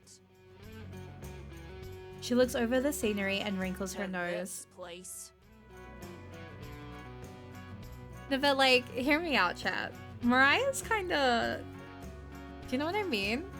Like, are we all agreeing that Mariah's kinda, like, twirls hair, tucks it behind ear, like... Are we all agreeing? Like... You know what I mean? The ray of sunshine next to me is looking for the gold. I'm just the ride. Step away from the guardrail! You're Jesus all fucking getting out of Christ. hand! The horde presses in, the yelling grows You aren't louder. getting through, so I don't even know why. A can of beer flies through the air and cracks him on the forehead, the liquid running down his face. This is typical behavior of people at the footy. What are we on about? Oh, come on! Navajo Parks and Recreation. They are trying to keep well-meaning treasure hunters from carving up the rock because of its religious significance. Doesn't surprise me. This is a four-corner state, so there's lots of stuff like that out here. The blondes do got you by the throat. The blondes do not have me by the throat. I will not stand for these allegations. I love non-blonde women just as much. I can't even list half of the non-blonde women that I love because they're for... One of them comes in the hour. Nope, that doesn't work either. No! I'll have you know that Maikami Oshii would not agree with this blonde remark. I think it's sweet that they're trying to protect big ol' Shippy. Shippy? Mariah stares at her as if questioning her entire existence. But it's a rock. So? It's only good for postcards and carving big monuments. Why is it such a big deal if people want to look for treasure up there? Actually, Hannah. Hannah is a green-haired woman. There you go. Hannah has me by the throat. Green-haired woman. I think women with soft green hair can be pretty neat. I'm just saying. Well, it's not gonna make much of a difference either way. Why's that? You a non-believer? No, I'm just not a sucker. It's not very nice, Amber. Imagine she was born blonde. I would actually like hold my head in my hands and just sob. But also, I'm looking at my wives on the side. And we have pink, orange, silver, blue, brown.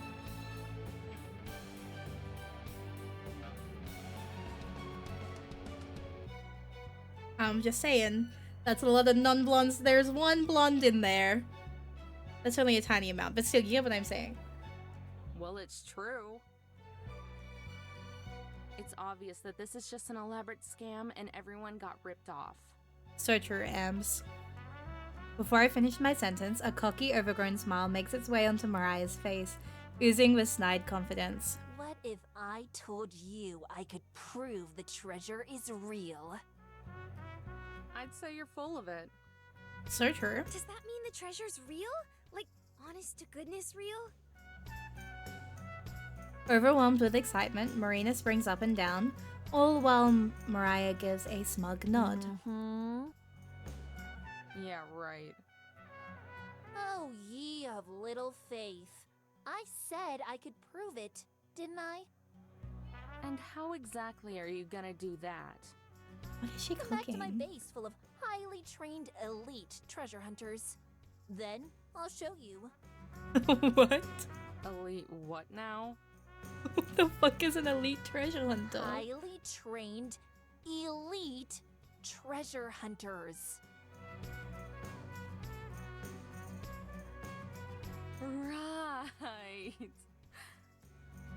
Thank you for the hydrate. Thank you, thank you.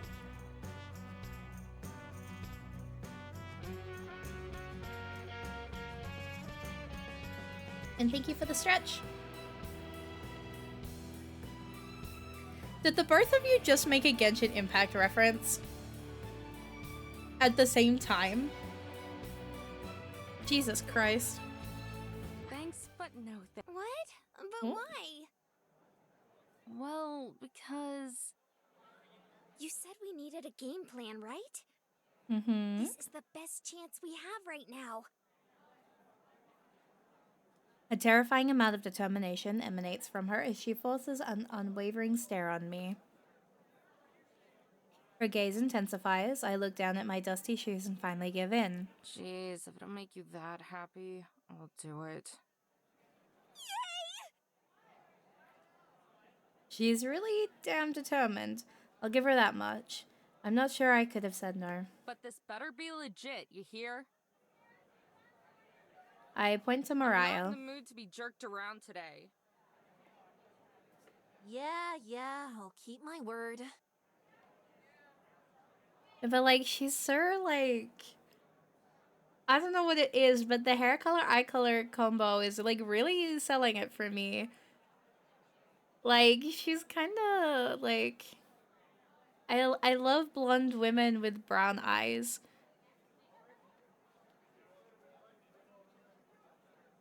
Realizing I might actually have a type after all.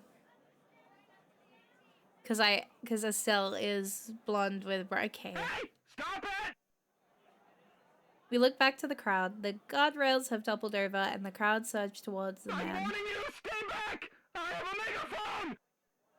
Hit him. The crowd circles in around the chair and topples it over, the man crashing down with it. We should probably scram. Way ahead of you. Sleek and lavish, Mariah's motorhome is like a mansion on wheels. Its chromy, black paint is so fresh that you can practically smell the Here primer. we are. Base, sweet base. He throws the door Joe, open. Tess, buck up. We have guests. Marina and I shoot each other an unsure glance, then enter the motorhome. Oh, hey.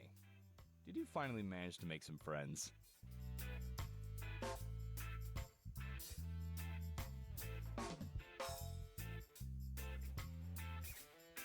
I'm about to say the most...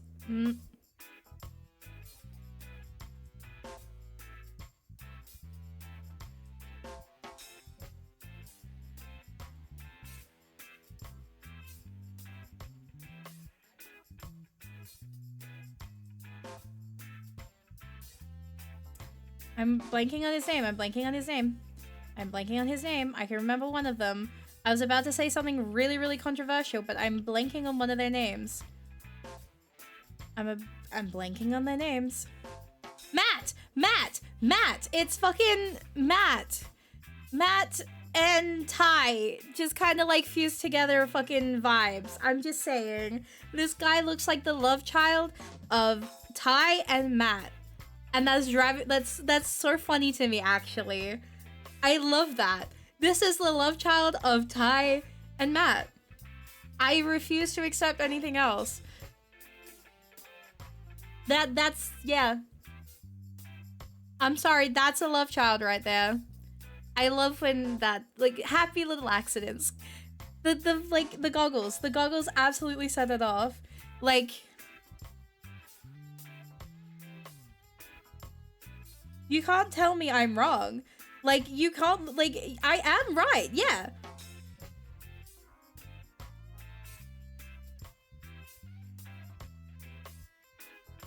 I'm saying things that I am pretty sure half of the people in chat do not understand. But there are two characters in Digimon who, like, absolutely, if you put those two together, that's the person coming from that combination.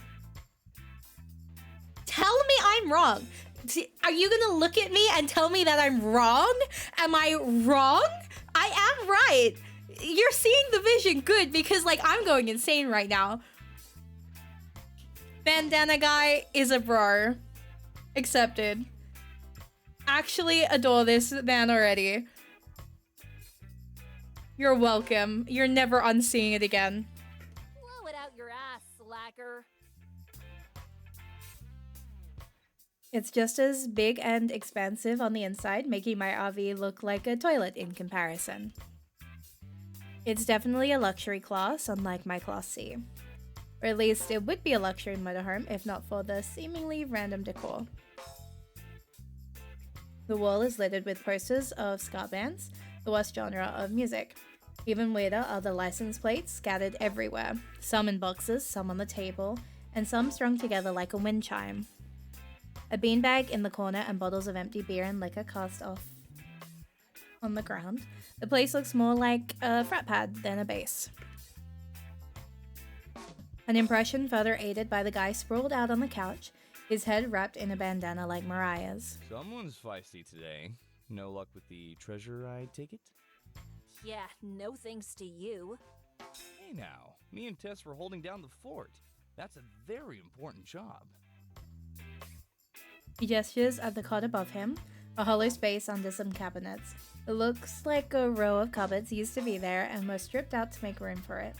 Lying on top of it is a little girl facing the other direction, fiddling with something I can't make out.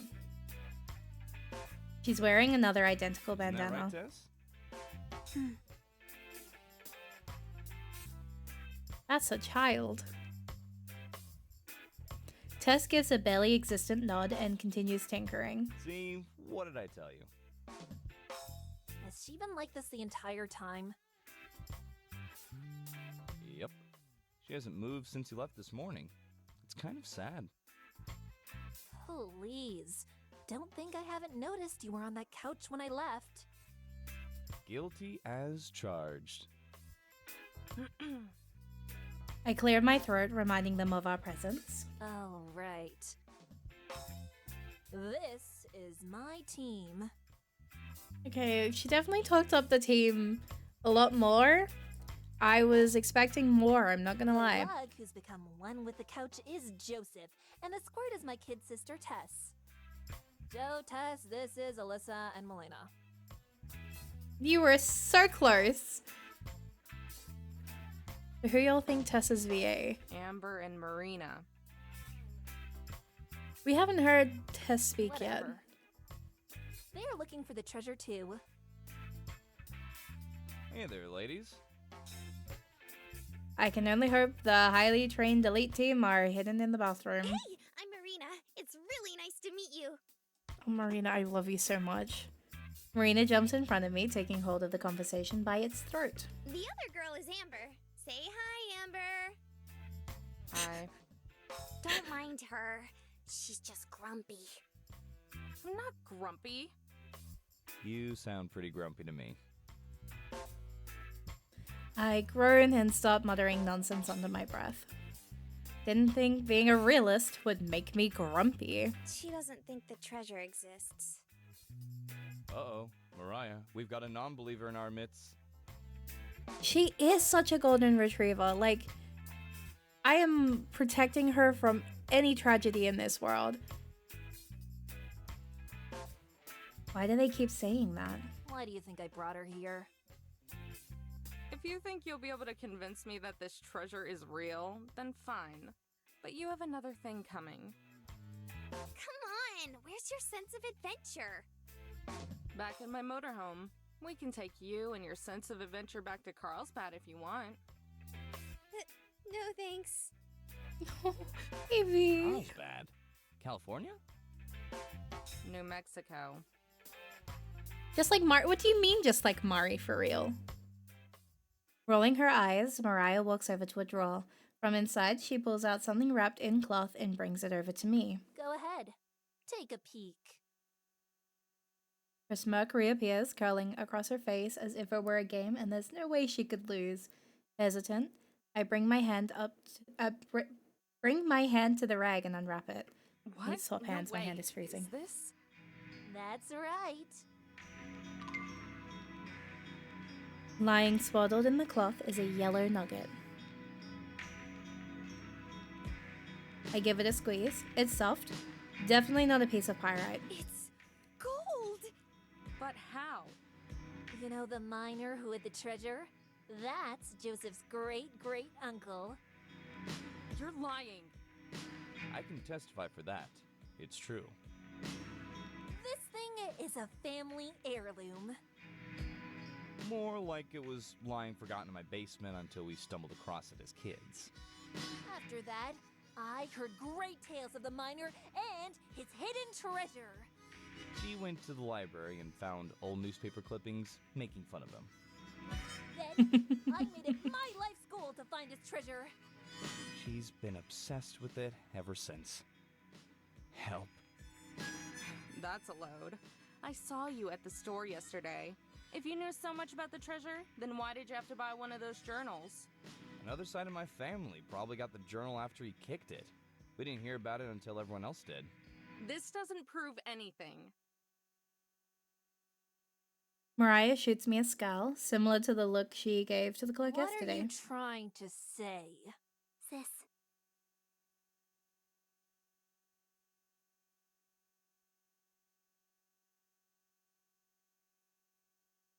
Stop.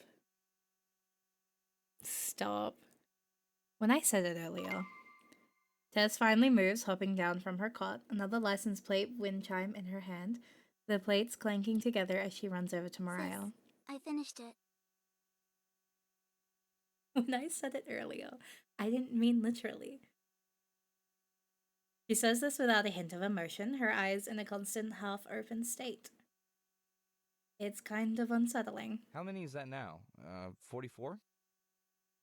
45. Marina bends down to Tessa's level and greets her. Oh, are you collecting license plates? Uh-huh. I only have 5 more until I have all 50 states. Chat.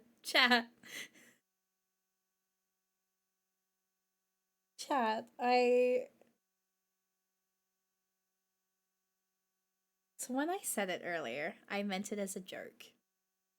And I didn't think that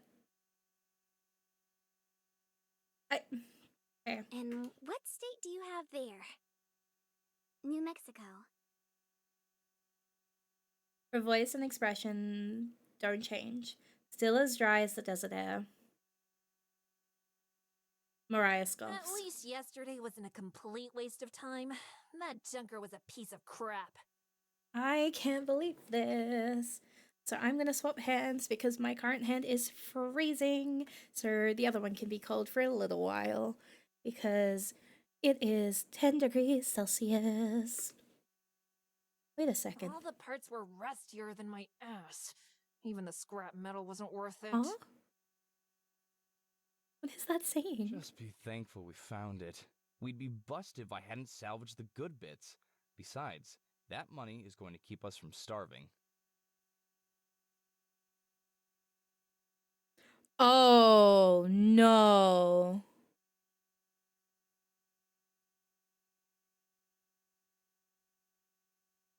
Oh, that sounds so nice though, 10C. I'm currently in 2 blankets, struggling to keep warm because my house has no insulation for cold, so it's very cold. It's the mean cold, not the good cold. Take our heat and humidity. It's like 20s for you guys, isn't it, at the moment? No. Hi there. No, it should be in the 30s for you guys. England has the exact opposite right now. Yeah, I've been hearing that you guys have been going through a heat wave. Like, I hope you guys are staying safe. Brick insulated house in 30 degrees Celsius sounds like a fucking nightmare. See, that's like, at least over here, we kind of like, our houses are not insulated for either. So, like, it's kind of like a hope for the best. You'll figure out a way to keep warm or keep cool. Like, AC exists. I have like a little portable AC because we don't really have any like built-in AC or heater in like this house because it's like an older house, so there's no way to cool or heat the house without, like, there used to be a fireplace and they boarded it up to rent it out, which is evil, absolutely evil, especially since there's no way to properly like keep this house like weather controlled. So like, you guys have heard the like 2 ACs that I have running in this room in the summer. Well, 1 portable AC and 1 fan. And now in the winter, I have hot water bottles. Yippee! Except I forgot to replace my hot water bottle before stream. So it's just 2 blankets and picking a garden praying. 24C, but 84% humidity. That's a nightmare, actually. Ooh. That 84% humidity is the rough part. Because, like, when I went to the US, the humidity was like that, like, for off-kai. And I was like, oh my god. And I'm walking around in this black cosplay. And I was like, yeah, it's a different kind of heat. Jesus Christ. Because, like, 24C is, like, it's, like, similar to us, but your humidity is just a little bit higher. And I'm like, that's the difference. That's where the difference lies. Blankets and hot water bottles are saviors. Nah, for real. Because I have no good winter clothes, but I can start wearing my favorite hoodie again soon. So I'm very excited about that. Because it is like, I only get to wear it 3 months a year before it starts getting back to 40 degrees Celsius. So like, I gotta enjoy it for a while I can, you know what I mean? But yeah, for us right now, it's a break between storming, because it's been storming all day today. But thankfully, it's been good while I've been streaming. It'll pick up again around 3 a.m. But it's currently... What is it? What are my words? 91% humidity here right now. But, like, again, it's been storming all day, so... You know. And it'll be storming again tomorrow. Yippee! But we've been hitting single digits. Like, we hit 4 degrees Celsius the other day, and, like, that was rough. Like, the best way I compare it is, like, my 4 degrees felt colder than when I went to DC last year and it hit -3 degrees Celsius. that -3 felt warmer than the 4 degrees here. Plus 4 degrees is the coldest I have ever like existed here was 0 degrees on the dot. Like where I live, 0 was the coldest I've ever had to go through. There are some places further down south that hit like -3, -4, and like the eastern states can kind of sit in that a bit more. Tasmania's just vaguely. I don't know how to explain Tasmania, but like the rest of the eastern states kind of sits around there a bit. But like over here, so Western Australia tends to definitely be warmer in a lot of ways. But this is definitely feeling like one of the coldest winters we've had in a long time. So I'm like, oh, yippee. But oh no. It would be oh, yippee if we were in the old house, which had a lot more, like, I don't know what the word is. Easier to make things not feel as much. Beautiful words. But, like, I really feel for you guys at the moment where it's like, because, like, I've always said it's easier to warm yourself up than it is to cool yourself down. And like over here, we have good ways to kind of like work around the heat. So like portable ACs, we have like, we live by fucking, like Zupa Dupas are financially what keeps us stable in the goddamn summer. And like we have the facilities to cater to like needing to cool down. Because in a 40-degree day, you'll find a lot of people down at the beach. Because we are entirely coastal down here. Let's be real. This is the farthest I've ever lived from a beach, and I am less than an hour away. Like, Australia is very much so, like, if you can't get to a beach, there are like 7 different aquatic centers you can be around. And it's easy to get an AC unit, it's easy to get fans, it's easy to get things to help cool yourself down. I always feel sad for the UK because, like, when you guys go into summer, like, what do you guys have? Like, I get so sick of people being like, oh, we deal with like 40 degrees all the time. It's like, yeah. We're built to survive that though, bro. Like, bro, we have the facilities for that one. Bro, I'm at the fucking AC like all day. But yeah. Yeah, AC is not a thing for y'all because like for so long y'all didn't need that shit. It's more cold for y'all than it is hot. Chicago, we get extreme heat and cold, so houses tend to be built for both, but not an expert at either. Wait, so like you guys are kind of like similar to us, where like, I guess where you guys were like, oh, it's built for both. I was just like, just vaguely, yeah, that's good enough. We're like, no, it wasn't. My body's weird and terrible at temperature regulation. Yeah, no, that's a shared mood. I find that I'm a lot more functioning in the winter because the medical condition that I have flares up as soon as it hits like 25 Celsius. Once it hits 25, I can get really, really sick. So I'm like, yippee! UK goes through so much in summer. It really does, because like, hearing how my friends have dealt with it the last few years, I'm like, here are every single tip and trick that I use to try and survive, and Godspeed to you. Yippee! Lived in 30 degrees Celsius for most of my life. I would actually cry, because like at least over here, when it's summer, yeah, like 30 degrees is like daily from December to February. Like we get that nearly pretty much every damn day. Like that is our normal. And then you're hitting like 40 degrees. Like you guys saw how summer was for us recently with like, oh yeah, there's a fire like a few streets down from me, or like, yeah, like the whole thing with my family getting evacuated. Like we are so hot and destructive here. And now it's like, yippee, we're plummeting to the cold, yippee. It's definitely fun. We're learning funny things on how to survive in the cold, y'all. Yippee. Okay, talking, I've had like my hands like under the blankets warming up. I think I'm good. I distracted you all, see? Now my hand can function again. About that car you found, that wasn't outside Roswell, was it? Marina's eyes go wide, realization finally penetrating her skull. Yeah, not too far from the store. What do you care? Oh no. I can feel my blood begin to boil. Marina can feel it too. Amber? Every part of me is shaking. I struggle to spit out the Her car was words. stolen outside of Roswell yesterday. It was out of gas, so we went to get some. Joseph is the next to realize it, followed by Tess. Oh, crap. So? I can't hold it in anymore. Sorry, Marina. So, you stole her car and dismantled it! Yippee!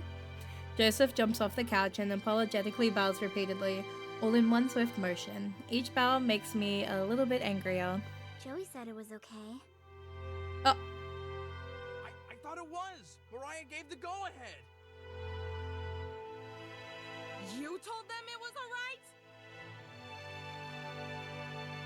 Yeah, so? It's your own fault for leaving it out there. How? How on earth is it our fault that it broke down? You know. Finders, keepers. nope, try again. The freaking car! Guys, I'm just saying, when she's like this, I'm kinda like... Wait, I need to stop saying that. It's bad enough with Eve's situation. I can't be got twice. Never mind. Take it back. Tess tugs on my shirt. What? I don't mean to, but the word snaps out of my mouth. The tiny girl shrinks away. Alright, Amber. Just calm down. We can talk this out. Here. She holds out the wind chime made of Marina's license plate. Her eyes cast You downward. can have it. Nikki, oh my god. Never mind. Calming down isn't gonna happen. A hand grasps my shoulder. I turn to Marina. She shakes her head and Amber. smiles. It's okay. But Really, it's fine. It's really not, honey. She bends back down to Tess and smiles You reassuringly. can go ahead and keep it, sweetie. The trio, Mariah included, are taken back by Marina's saint-like reaction. Don't worry, guys. It's fine. Oh. Joseph breathes a sigh of relief. Oh, God. Thank you so much. We're all really sorry about this. Right, Mariah? Yeah, I guess. Try again. About as fed up with this as I am, Joseph shoots her a glare and smacks her on the back of the head. Ow! Alright, I'm sorry and stuff. Marina, are you sure? They destroyed your car. Yeah, but it was pretty run down anyway. You're unreal, you know that? Anyway, we should head out now. We have a few things to take care of. Thanks for showing us the gold. Now I'm sure the treasure's real. No problem, ladies. Again, really sorry for all the trouble. If there's anything we can do for you, just give us a shout. Give us your Sure gold. thing. Marina, please. We head for the door, but Marina turns around before stepping outside. By the way, was there a phone in the car? The pink case, eh? Yeah, that's the one. We kind of sold that too. Are you kidding me? Oh, black crate. Okay. It feels like the page is staring back at me. In fact, at this point, it probably is. My gaze drifts from the journal to the window by the entrance. Marina is outside, twirling the payphone's cord as she pops in another quarter. She bites her lips and looks through the window. Our eyes meet. She sends me a small, anxious wave. Closing the book, I let out a yawn and remove my head from my fist. I'm sure there's a red imprint on my cheek. I didn't even stop to think phone wallet. Yeah, no, literally, like, at that point, like, surely there has to be a thought that's like, maybe someone's coming back. The car is empty. the phone, the wallet, like all the ideas there. Like, what are we doing here? Figuring out we had to go to Shiprock was the easy part. Everything else has been a gigantic pain in the ass. There's a rush of precious cold air getting sucked from the building. Marina enters, carefully shutting the door and taking the seat opposite me in the booth. So how'd it go? It went fine, I guess. Your parents are okay with all of this? Maybe not okay, A smile creeps onto her but face. they understand. At least someone gets it, because I still don't. They weren't happy about the car, though. I think you were the only person who was. How couldn't I be? Mariah showed us that the treasure is real. I am like picking up Marina and I'm putting her in my pocket, and like that girl is never leaving. Like that girl is living in my pocket from now on, because she is this expression 24/7. She's like so happy all the time. I need to understand the inner workings of her brain. Like I just need to put her in a room and observe her behavior for a while. Do you know what I mean? Like, what is in you that is making you so happy? What is your why? Why are you so happy? I need to just observe you for a while. She's like a living you know, like for real, she is a living yippee. And like all I can think of is like her, like how did this happen? How is she so happy all the time? Like, can't wait for her to go through life-altering trauma to go from sunshine character to broken and jaded. No, I am protecting this girl with my life. I refuse to let this girl get hurt. Studies you, and exactly, I am putting this woman in like a little like cage, like you know these little like rat test lab cages where they do like the little mazes. I'm putting her in one of those, and I'm like, okay, now tell me, how are you like this? Because like, is it the like, was she did she grow up with like a really living family that just kind of really nurtured that?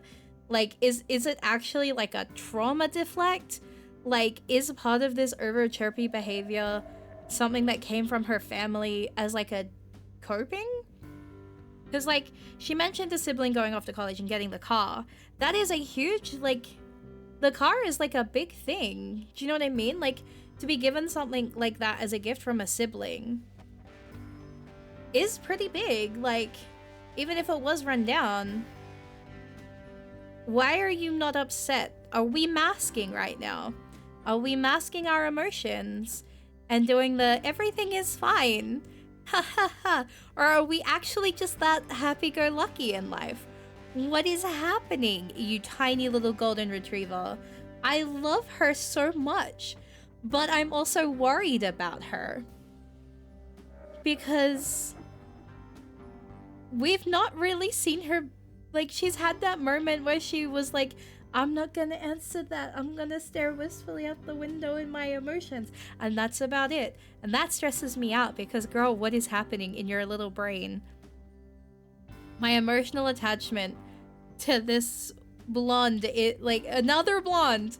Thank you, Elon. Like, I am worried for this girl's sanity and happiness. You're going to believe the people who stole your car? It was an accident. They didn't mean to. Besides, they're nice. Her brain is not little. Okay, I take it back. She is so big-brained. But right now, I have not seen her use it once. Before I can argue further, our waitress emerges from the kitchen, carrying our order. A hot black coffee from me, a milkshake from Marina, and a large order of fries for us both. And even it's very wrinkly, deep wrinkles of thought. Okay, so what I'm hearing is she's just on another plate. She's playing 4D chess. She's like thinking so think ahead that like it's 4D. She knows everything that's about to happen ever. That's why she's so happy, because she knows that she's gonna get a happy ending. That's all it is. She knows that it's like, I'm gonna be fine in the end. I'm gonna let this shit happen as it comes. Marina's eyes brighten at the sight of the shake. Like with the slushy, her sweet tooth takes control of her and she practically starts drooling over the glass. No. No! With a nod, the waitress disappears back into the kitchen. Thanks for the food, by the way. Well, it's not like I really had a choice. I could hear your stomach from the driver's seat. I wasn't about to let you starve to death on my watch.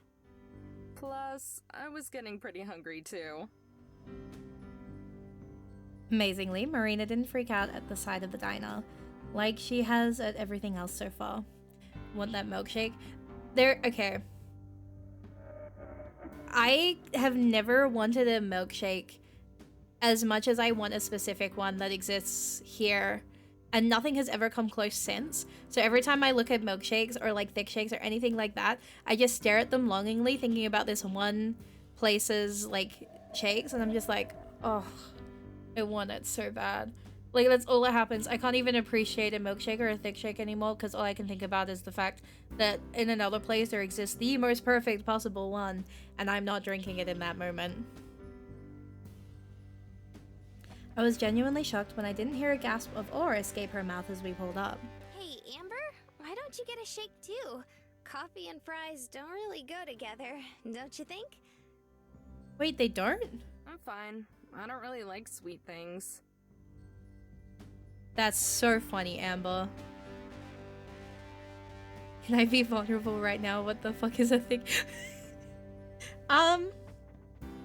It's like a milkshake, but thicker.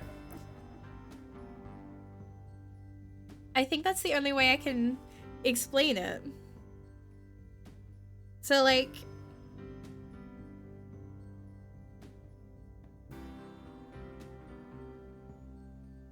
yeah, okay, so a beverage consisting of milk and ice cream mixed together, often with other flavorings.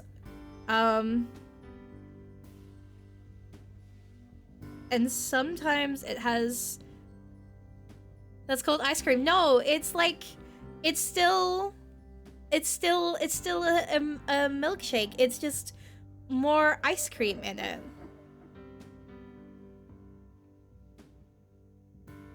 Yeah, the difference between milkshakes and thick shakes is the amount of ice cream that goes into their making. So if it's a thick shake you've ordered, expect like 4 scoops of ice cream and just a splash of milk. It's still like, it's not slightly, no, it like, trust me, hear me out. It is still a milkshake. It just has a higher quantity of ice cream. Is this an Australian thing? Please don't tell me this is an Australian thing. If you tell me this is an Australian thing, I'm gonna cry. I'm gonna feel so sad for you guys. Guys, please tell me you have thick shakes. Now US has them. Oh, thank God. Oh, thank God.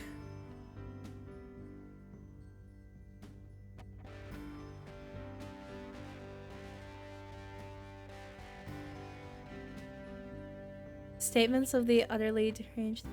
I've only heard milkshake. Oh no.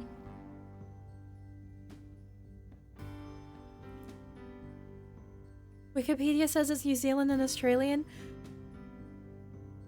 No. You can request thin or thick with your shakes.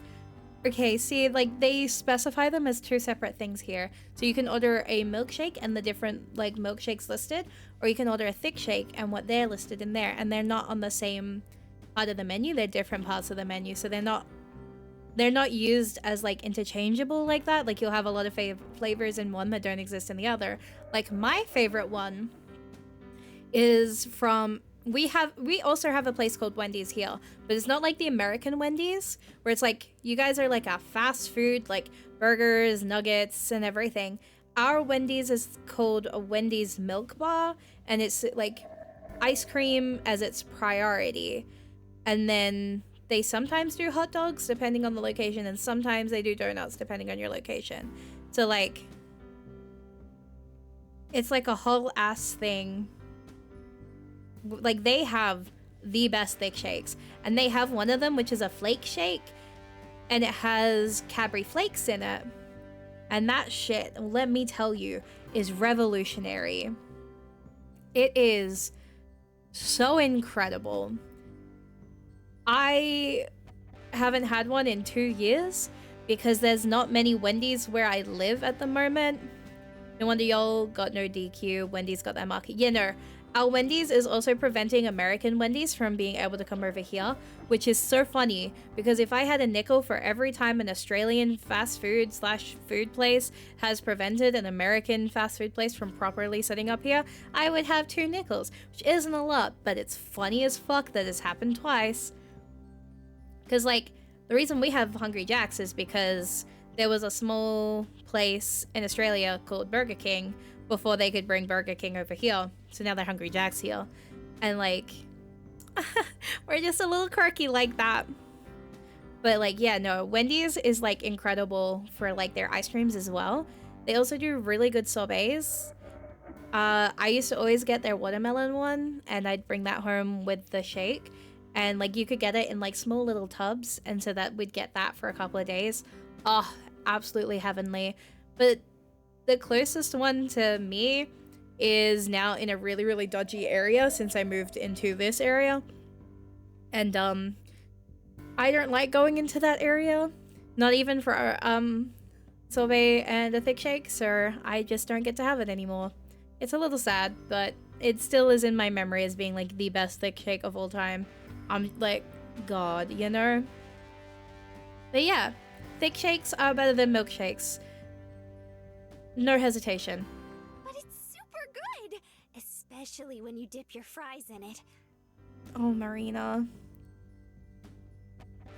She takes several of the fries and does just that, dipping them in the shake like it was ketchup or mustard. We do that with Macca's ice cream. Like the little 30, well, I guess they're not 30 cents anymore. They used to be 30 cents. They're like probably $1 now. But the little like self-serve ice creams, you would buy that and you dip your fries in it. That's silly. I can do the same thing with my coffee.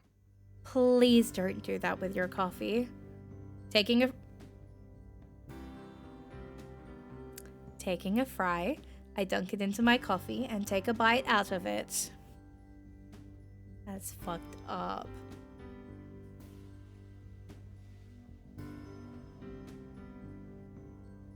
That was a bad idea. Grimacing, I place the rest of the fry on my napkin as I try to cope with the cold chill and sulfury aftertaste. Maybe it would work better My if you God. put creamer in it?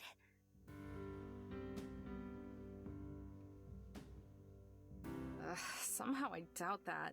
Besides, it would just ruin the coffee. My sister did this with fries and ice cream, and I didn't believe it was common. And I'm so wrong. Nah, it is super common. Fries are, like, good with everything, because, like, you can just put that shit with anything. Like, you can put fries with bread. Have a chip buddy. It's fine. You know, chip buddies, fucking chips with ice cream. It's what it is. You know what I'm saying? Like, the best thing you could... Imagine being a coffee snob at a diner. Yeah, imagine. Wouldn't that be crazy? Wouldn't that be so crazy? I'm not gonna lie, I refused to drink any coffee while I was in America because I knew I was gonna be so upset about it.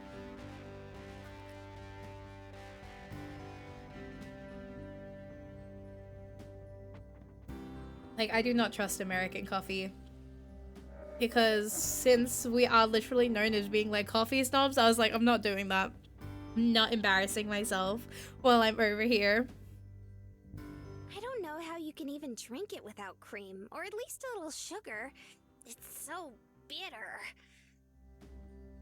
No, Marina's kind of right there. It's an acquired taste. You find flavor in the bitterness. Actually, fake. I did try coffee at Off Kai. I tried 2 flavors. I liked one of them. Ish. I liked one of them ish. Saying diner coffee is minted bad is fine, but Amber's old creamer ruins the integrity of the coffee.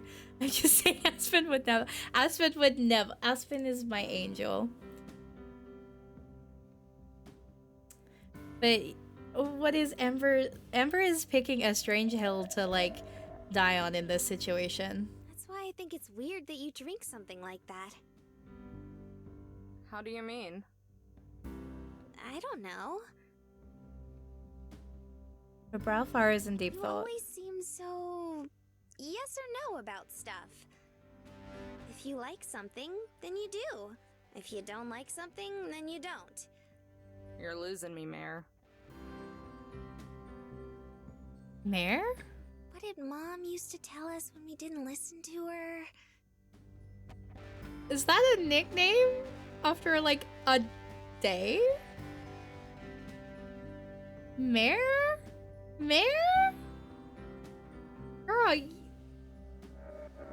Girl, you're so done for. If after a day, nicknames after a day is insane. That's crazy. Oh, yeah. Basically, you have a really thick head, Amber.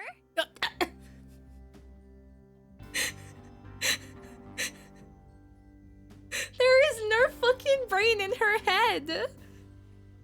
I nearly spit the coffee out of my mouth. Gee, thanks.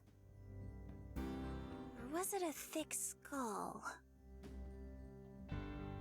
Whatever, you know what I mean, right? Girl just got nickname privileges and lost them in like a span of a minute. I think so. Maybe. Put that on speedrunner.com because she fucking speedran that shit. It wasn't really an acquired taste for me now that I think about it. Maybe I've always liked the bitterness. Or maybe I just convinced myself that I did. I don't know. Is that a bad thing? Just like in Mariah's RV, Marina shakes her head and gives me a sweet, genuine I smile. don't think so. I actually really like it. It reminds me of Shiprock. A warm, tickling sensation bubbles up in my chest. It forces me to smile, but I play it off all cool and breezy like. So I remind you of a rock. You shouldn't say that kind of thing. People might think they're insults. Satisfied with how I played that off, I reach for a fry to reward myself, but instead of hot, crispy goodness, something smooth brushes against my fingertips. I gaze down at the plate of fries, Marina's hand for a split second rests below mine. We instinctively snap back. Marina's face is a bright shade of pink, and mine is probably similar. Sorry. The room feels 10 degrees hotter. We try to re-establish eye contact, but our glances shoot off in other directions as soon as we meet. Hey, Amber? I managed to compose myself long enough to look You back. said something about bills and expenses last night, right? I don't know what exactly you meant by that or what it is you have to pay off, but since we know the treasure is real now, I was wondering, maybe you might think about sticking around to look with me? We could even split it, or something. See guys, the treasure is not something tangible like gold or like money or anything like that. Treasure is the friendship and the love we made along our way.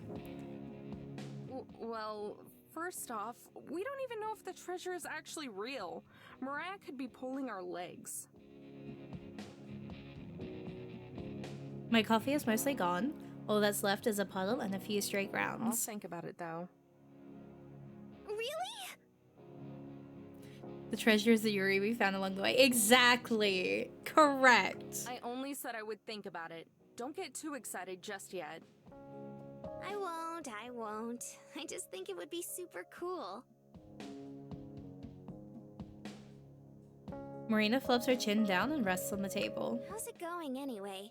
Have you figured out where the first part of the treasure might be? No luck. It's not like the guy drew a map or anything. He just jotted down details about the places he went to. That, and rambling about how awesome he was. Do you think Mariah was right and he hit it on top of old Shippy? Don't listen to Mariah, okay? She doesn't know what she's talking about. Think about it. How would he even scale the mountain? He was traveling solo on horseback. I doubt he would have the tools to do it. And even if he did, I'm pretty sure he would have gone on and on about it in his journal. With a puppy dog whine, Marina frowns. See, she's not beating the golden retriever allegations here. Are you sure he didn't mention anything else? Maybe something we didn't catch? I slide the book across the table and over the leftover crumbs, stretching out my stiff joints as I rest against the booth. Take a look if you want. My eyes are gonna start bleeding if I read it again. You know who else too? Who else? Who else, weeb? The only things he really mentioned are the rocks and the dikes around it.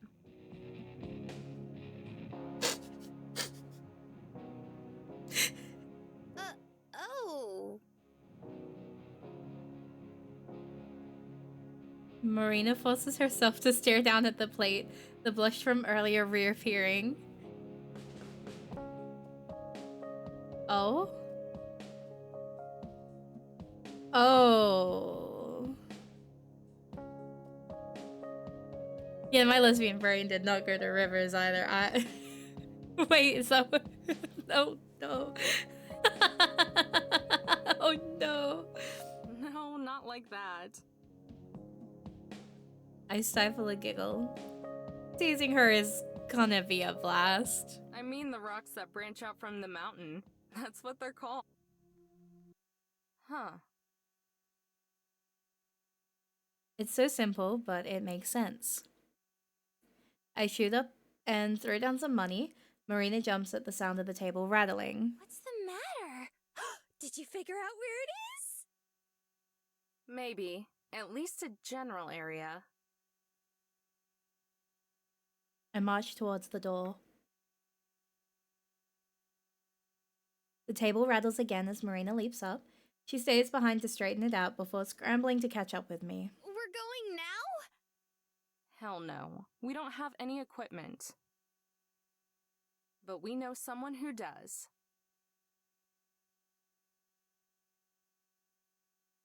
I shove the door open, the last bastion between refreshing air and burning dry heat. Come on. Let's go cash in a favor.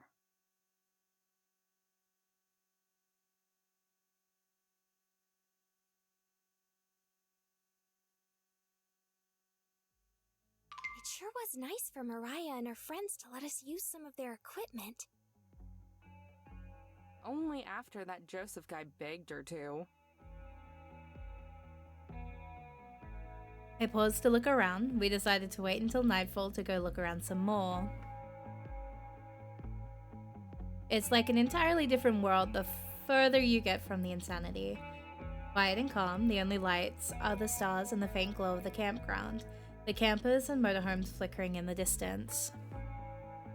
Marina fiddles with the metal detector headphones, removing them halfway. Sorry, the beeping's loud. What was that?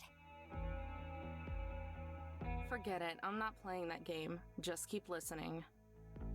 Oh! Did you find something? I think so. It's over here.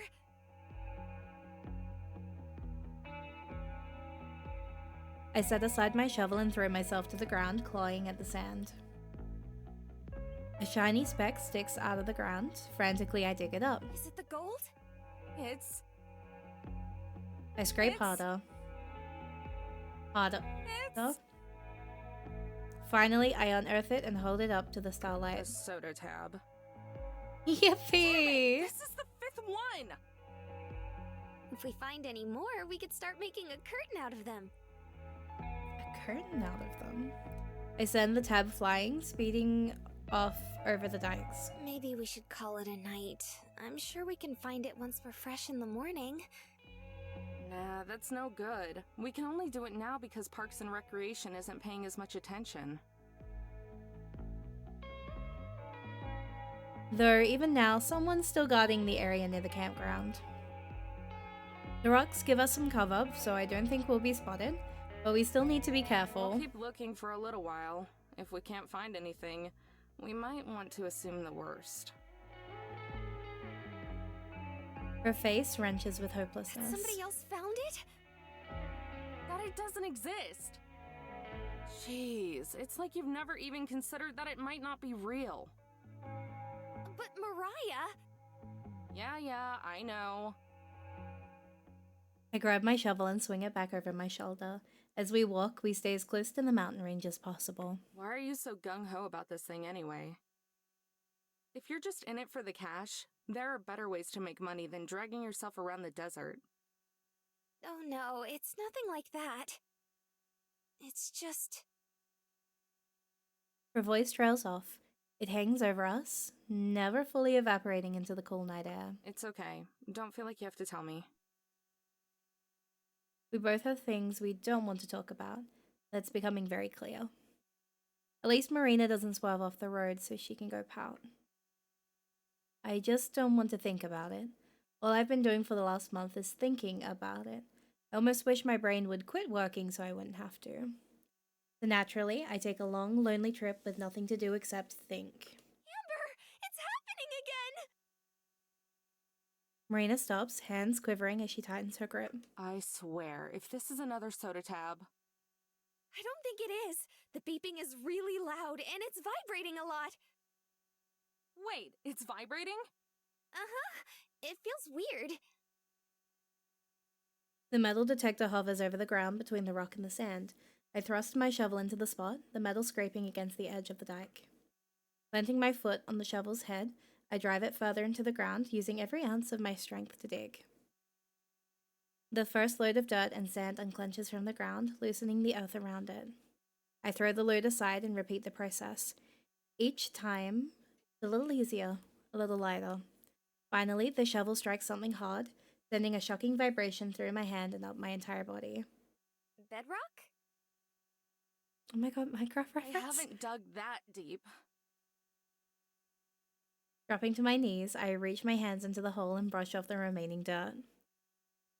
Marina leans in. The sound of her anxiously swallowing is barely audible over my heavy breathing. Ooh, this is gorgeous. Wait, I like this CG. This is pretty.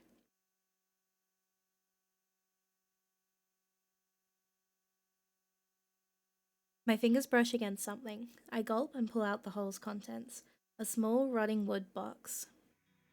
My heart stops. Trembling, I open the box, the leftover dirt falling into my lap. Gold. It exists? It exists? It exists! Marina yells at the top of her lungs, a yell so loud that it bounces off the mountain, echoing off the horizon and then back again. Marina has been unleashed. Shh, not so loud. They might hear us. I can't believe it's actually real. She lowers her voice to an excited whisper, channeling her energy into bouncing up and down. It exists! I told you it did.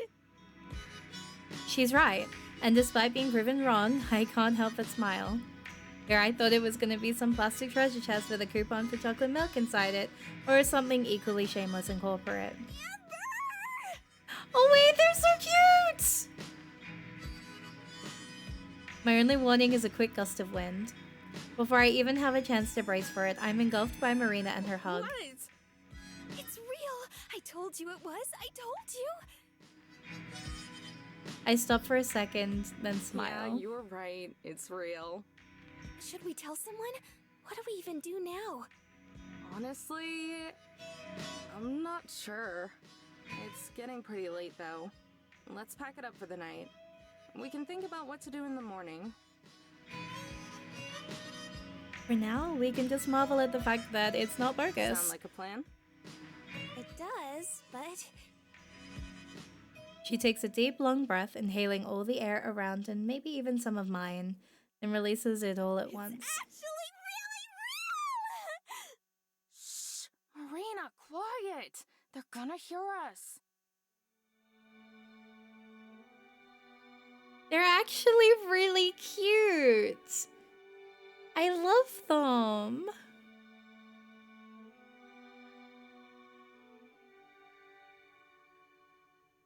Wait, I actually love them so much. I need to save.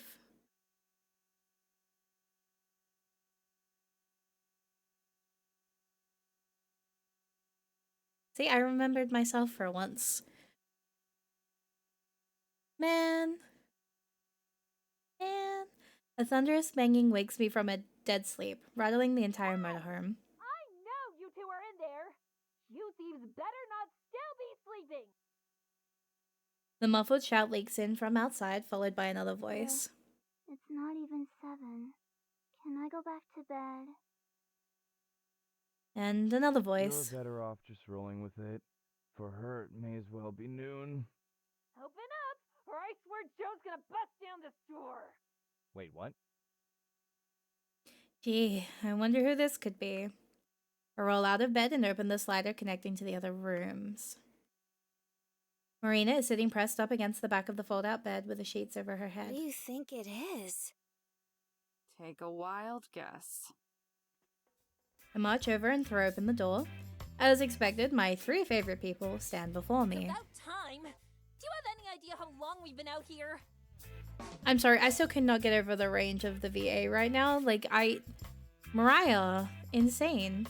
A groggy Tess sways from side to side. Joseph's gentle hands are the only thing preventing her from passing out on the ground. It's funny that you, of all people, would accuse us of theft. Yeah! What else would you call what happened to my equipment? I don't know. Borrowing? You loaned it to us, remember? Correction. Joe loaned it to you. Those VA appeared in NPG too. Oh. Joseph gives a tired smirk and a wave. I was forced to sit idly by and watch you make off with it. That's theft if I ever seen it.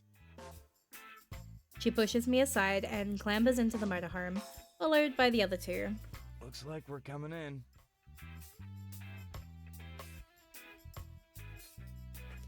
Good morning. Baby child. Hey, you 3. Morning. How are you guys doing? Ah, okay. Tired. For what it's worth, we tried stopping her. Mariah stomps to the middle of the motorhome, analyzing everything before releasing a loud scoff. So where's my stuff? Bro, chill.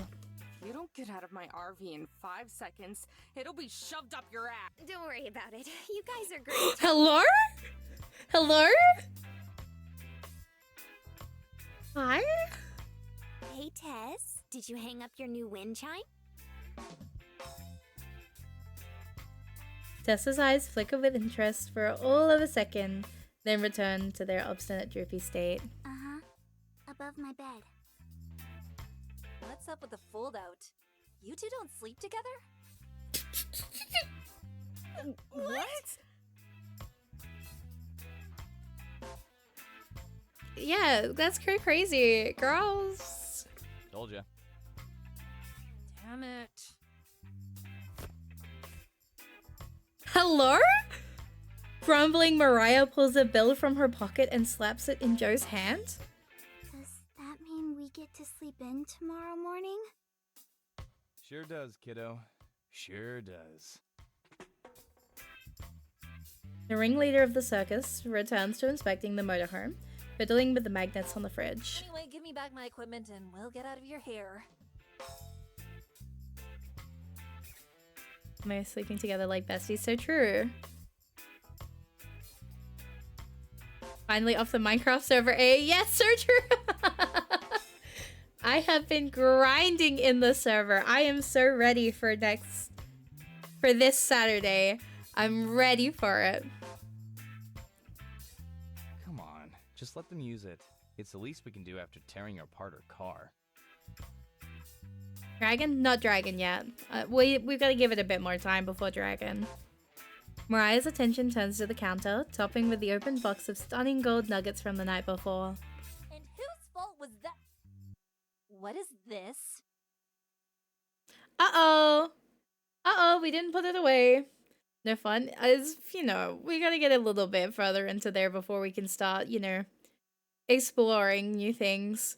And, I've been doing a little bit of work off stream to try and, get some things together. But, a lot of people are kind of just still finding bases at the moment. Some of us have only just set up in areas, so I want to give people a bit of time to establish themselves before we do anything too endgamey. A little. Yeah, just a little. Just only a tiny little bit. Just A little bit. What is what? The thing on the counter? It almost looks like. I'll look the other way. Oh, that's the piece of the treasure we found. Marina. Yeah, right! You're kidding. She chuckles. She stops. She's kidding, right? I have a devious thought and crack an equally devious smile. Nope. She's telling the truth. 100%. I wrap my arm around Mariah and bring her close. Joseph and Tess shoot each other alarmed glances. We found it last night. With your equipment. She stands there, stupefied. No! That's impossible. You're lying. Really now? Hey, Marina, why don't you tell her about it? Sure thing! It started yesterday after we met. Amber looked at the journal again and thought it might be near the smaller rocks behind the bigger one. They're called dikes, I think. Amber's acting like she cocked Mariah. Not real. Like, what is happening here? What are these women doing here? Anyway, turns out she was right! Mariah looks down, muttering to herself. But how? Why wouldn't he just hide it on the mountain? It doesn't make sense. If he was going back to Missouri. Her voice diminishes until her words are reduced to lip flaps. Like a mad scientist trying to figure out a complex equation, she retreats into her own little world. Mariah? A smidge of sympathy buds inside me. I look to Joseph and Tess. Even they look a little shocked. Is she gonna be okay? I honestly don't know. Tess approaches Mariah, who is still whispering nonsense under her breath. Nonchalantly, Tess helps in front of her, her hand reaching upwards, trying to wave it in front of Mariah and bring her back to our world. No response. Tess pulls Mariah's arms skyward, then allows them to flop down to her side. Still no response. You know, we've been looking into that treasure since we were kids. Oh, the misery. No! Joseph steps up to the counter and stares into the box. Never expected someone else to find it before us. I hate that that's actually a good one. I hate that you made me like one of those. Maury! Can't fucking believe That's this. more than I can say. I didn't even think it existed. There's that too. He sighs, then, with a shrug, cracks a smile. Well, good job anyway. You ladies seem cool, so if it couldn't be us, then at least it was you. You guys want to stick around? We could tell you more about it. Marina, baby, I need you to shut up for 2 seconds. Get them out of here. He looks at Mariah. Somehow, I don't think that would be healthy for her. Or you. Thank you. He grabs Mariah by the shoulders and begins pushing her towards the exit. Come on, Mariah. Let's go make you a nice cold michelada. What is that? Wait, I'm Googling that. What is that? I have never heard that word before. Wait. What is that? Michhelada. What is that? Oh, that looks good, actually. Wait. Yeah, right. Noted. Oh. Tomato juice! Fucking killing me. No! Well, alright then. Well.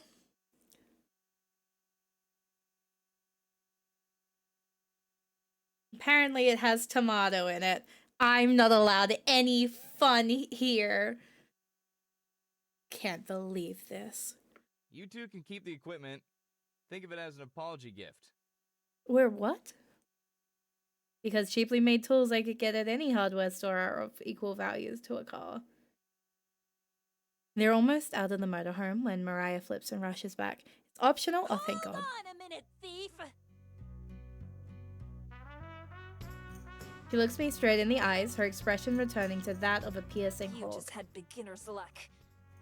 You might have found the first piece, but I promise you, me and my team will find the rest. We got rivals? He extends a hand and smirks. I pause for a moment, then grab it and offer a smirk of my own. You're on. Marina and Joseph both let out a sigh of relief, as if they've just witnessed the signing of a peace treaty. Well, guess that takes care of that. Now let's get out of here and go back to a proper base. Are you going to drink until you feel better again, sis?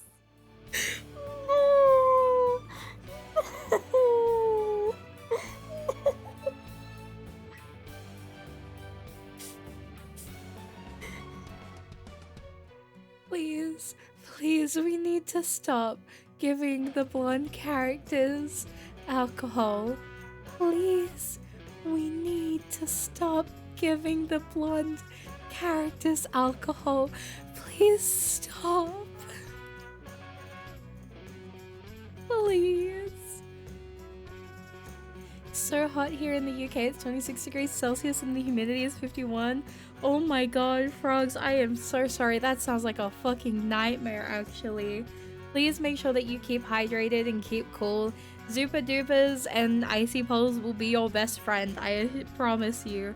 But I hope you are staying safe in that heat. That sounds like a damn nightmare. Shut up! Didn't Mom ever teach you any manners? So that's Millie, Aspen, Mariah. Please, please, please. You always said Mom is an airheaded ditz who wouldn't know good advice or a good man if it bit her on the butt. So true. Oh yeah. Sorry for all the trouble, ladies. See you two down the road. Joseph pulls the door closed. Marina and I stay put as the bickering of the trio fades into the distance. Were you serious? About what? The treasure. You told Mariah that you were gonna find the rest. Yeah, but sure, that 26 is very different to our 26. Like, I guess your 26. Their 26 is, like, disgusting. Like, it is bad. Because none of it is set to be able to manage, like, 26 degrees. But for you, your entire area is built to exist in hot temperatures. So when it gets cold, it's like for me, when it gets cold, it gets cold. Over there, when it gets cold, it's like, it's all right. It's pretty good. Like the cold of where I am shivering right now under blankets is like casual wear time for them while I'm rugged up. Like, it's all about how like our houses are built and the facilities around us that kind of like, you know, we acclimatize to our areas. We're raised to be good in areas like 10 degrees is cold. 10 degrees is cold for us. 10 degrees for over there is nothing. Like, that's a normal day. So when it starts getting to like 26 degrees, that's kind of equivalent to our 40 degrees. From what I've learned over the last few years is the best way to like set it. So like for them, their base temperatures are very different to our base temperatures. Or I guess your base temperatures, where it is a very common like 30s and higher as the norm. For them, that's literally horror. Like, you start putting the UK in like over 30 degrees weather for like multiple days at a time, that's a heat wave. For 30-degree weather for down here, that's just normal. I've passed out from being at 20 for too long once. Oh my god. Oh my lord. Yeah, see over here, like in Australia, we get both 40 degrees and single digits because mostly desert climate. 4 hours from like 4 hour plane trip from like Antarctica in some places. I actually learned recently how close Antarctica is and why because like a lot of let me say my words properly. There are quite a few like TikTokers I really like watching who moved to Australia from places like Canada and they're experiencing winter and they're like, what the hell is going on here?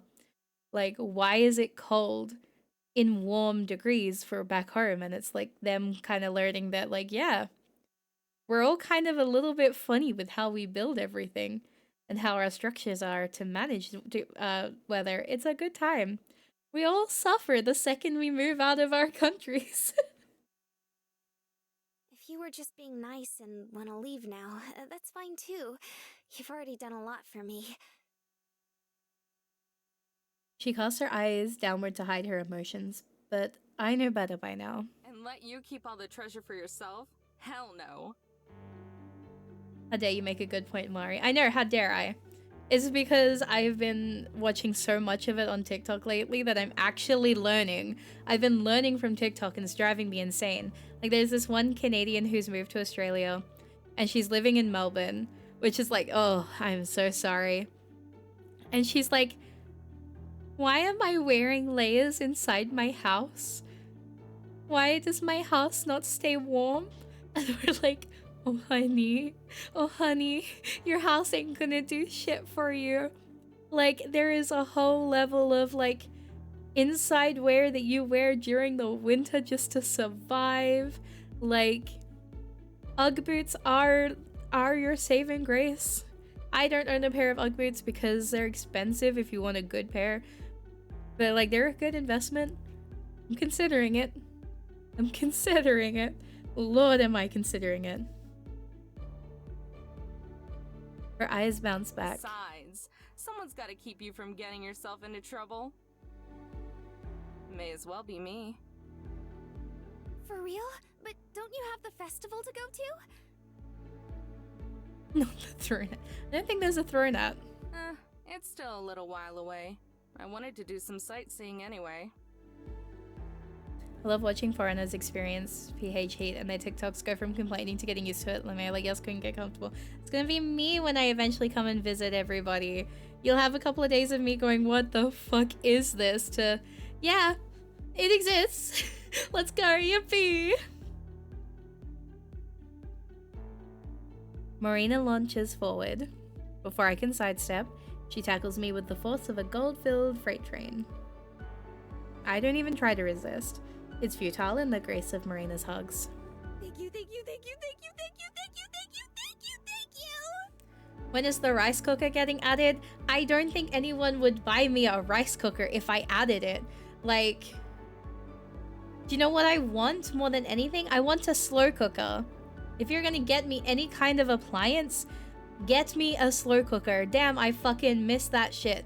I haven't had one in years. I keep thinking about lamb shanks lately because you can slow cook them in this really nice, like I could make a mean fucking lamb shank, and I haven't had one in years because our slow cooker broke in like 2018. Do you know how long ago that is? For 2018 to now? I fucking miss that shit. We can get you both. Why would you buy me kitchen utensils? Why would you do that? You don't need to do that. It's okay. 7 years. I know, it's sad. I miss having a slow cooker. That shit was amazing. 6 years? Yeah, that too.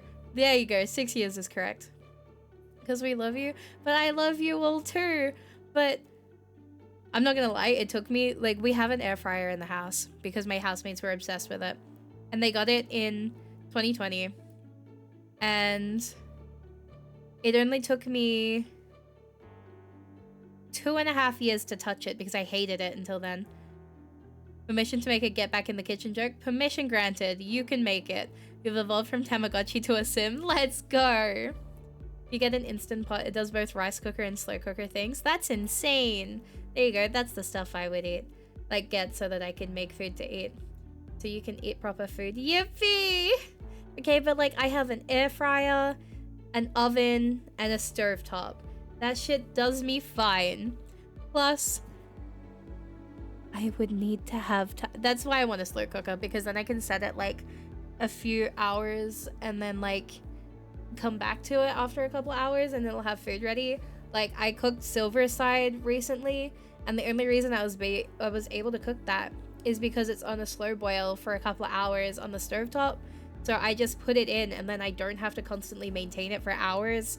So like, it's stuff like that that I need. I need stuff that I can sit it down and I can span it out over periods of time. Because like I cooked dinner tonight. I cooked a toasted sandwich tonight. So I don't think that really counts. But you know what I mean? Like, I cooked dinner tonight. It took me 25 minutes. And that was 25 minutes of time that I stood there being like, shit, I should be doing something else. It was a time. Eventually, we'll be choosing how she decorates her stream room. Actually, there is something on my throne that is a phone holder. So if you do want to decorate my stream room in any way, it is a red panda phone holder, and it'll let me stream using my L2D model because I don't have anywhere to put my phone at the moment that would let me use my L2D model. An Instant Pot is a pressure cooker. You can both slow cook and cook some things faster, like rice is like 5 to 6 minutes. Hello? That's incredible. But see, I can still do my rice in like a minute if I decided to have rice. I'm just saying. Like, you gotta beat a minute in this case. I haven't had it for like ages, but still. Like, I haven't had rice in so long. Unless I'm like going out for like dinners and all that. Like, last year I had some really good rice from a restaurant because we were going out with like a couple of friends and we were trying out a new place, and I didn't want to like commit to anything like a proper meal because like I wasn't feeling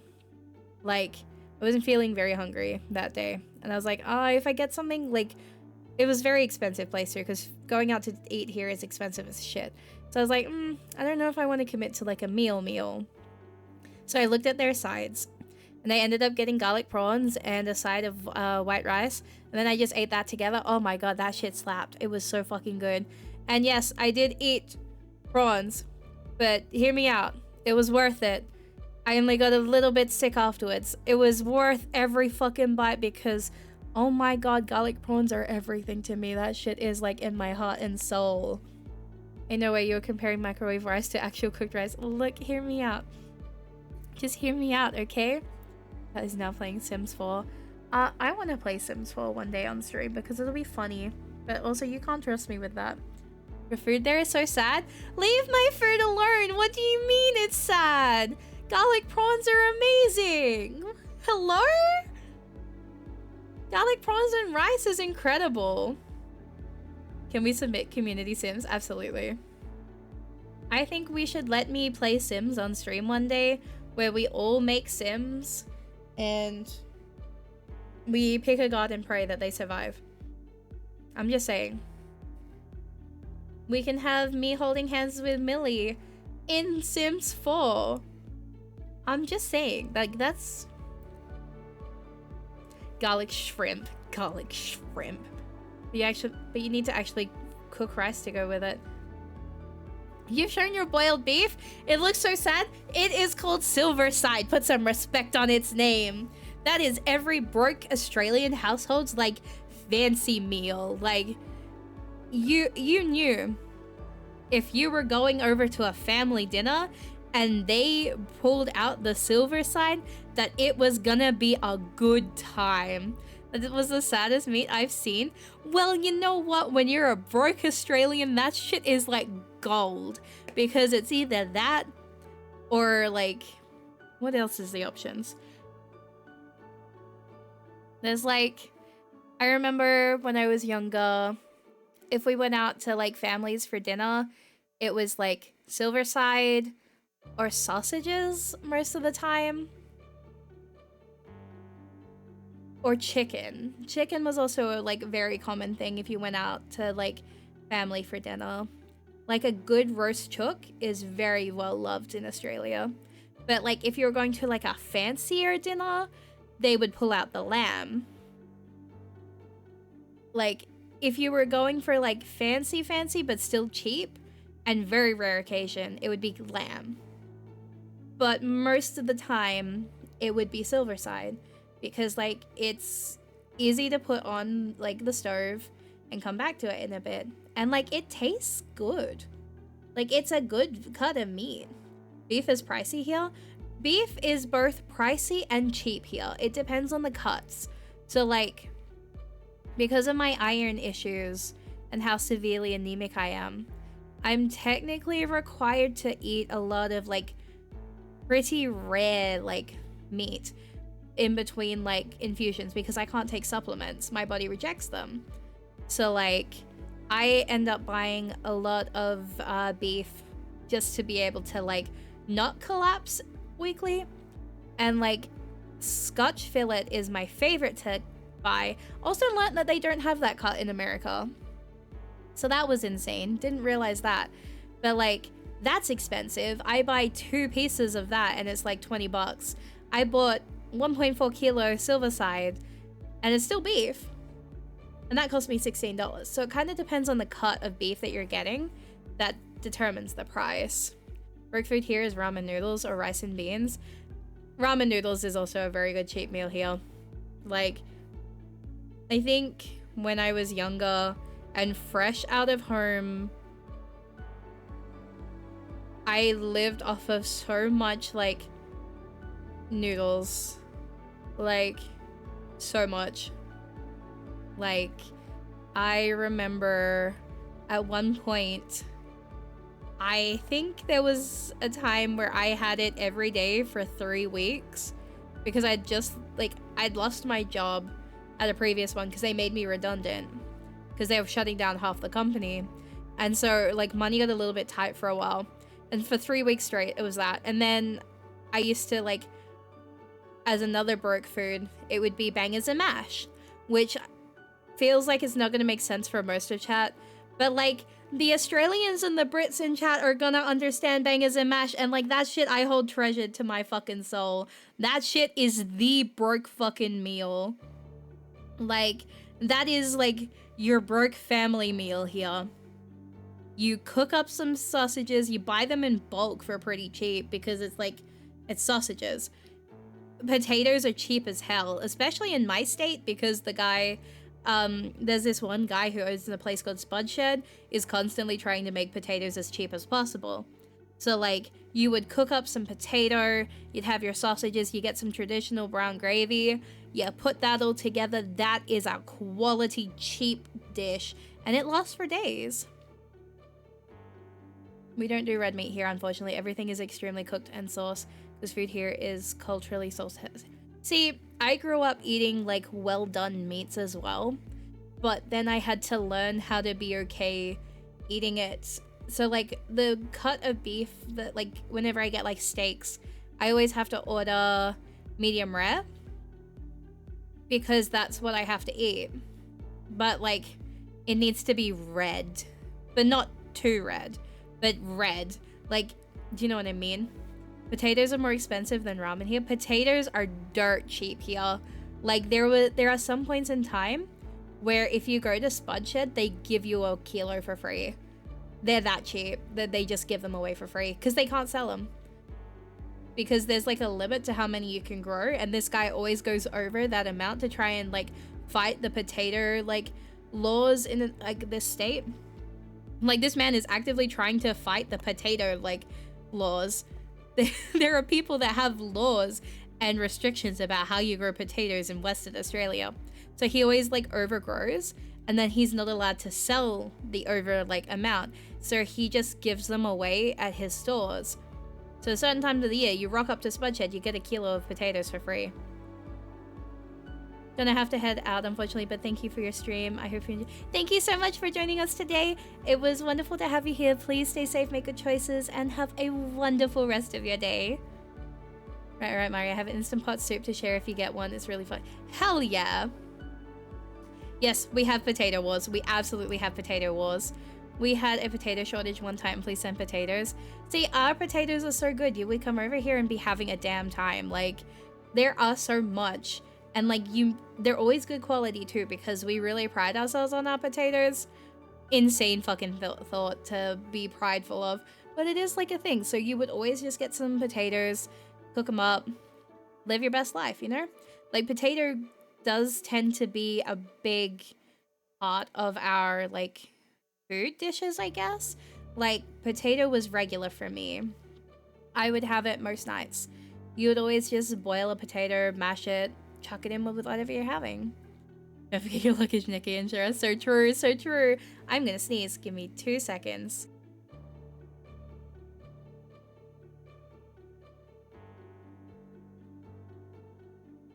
Anyway, Mari, please feed me potatoes every day. I would. If you come over here, I'll feed you potatoes every day. But I will admit, sometimes, for the sake of convenience, and you're gonna roast me again, but I'm gonna just accept it. I don't care. I'm staying on this fucking hill. Sometimes, when I don't have time to cook potatoes properly, I bring out the instant mash.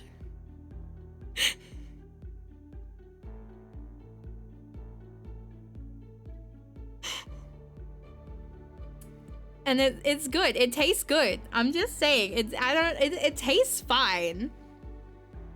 Sometimes you just gotta enjoy your instant mash. You pour a shit ton of gravy in that. Absolutely delicious. Instant mash? Like instant mashed potato. So like it's flakes that you pour hot water into and it turns into mashed potato. But like you boil the kettle, you pour the hot water in there. Instant mash is good. Thank you, Theo. Thank you. You're so correct. You can make it. Like, it's so good. Did you microwave it? No. No, you don't microwave it. You absolutely do not microwave it. You literally boil a kettle and you have the powdered, like, potato and you pour hot water into it and it rehydrates the potato and it's just mashed potato. Because it's flaked. But yeah, don't microwave potatoes. Never microwave a potato. That's not safe. It tastes good though. Like instant mash is incredible. That's like what you get at like takeaway places. Like your KFC doesn't make actual potatoes. That's the same instant mash that I buy. I'm just saying.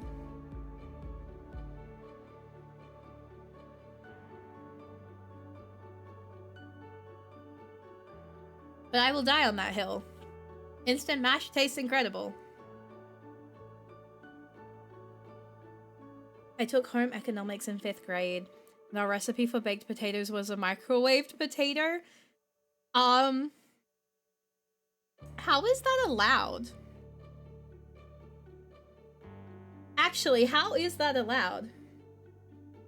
That's insane. What? No.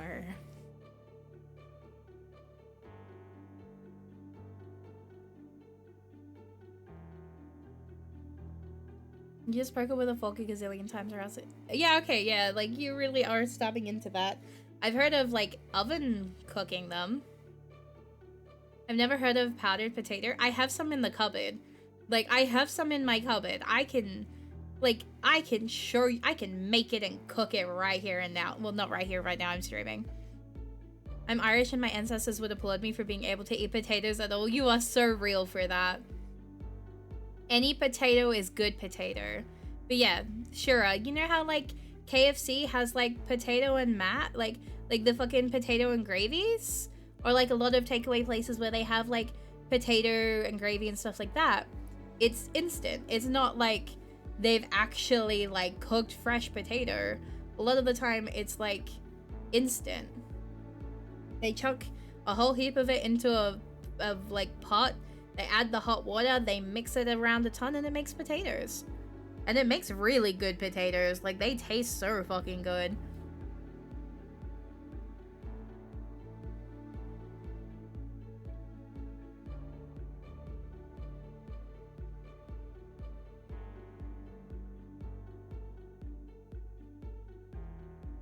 But yeah,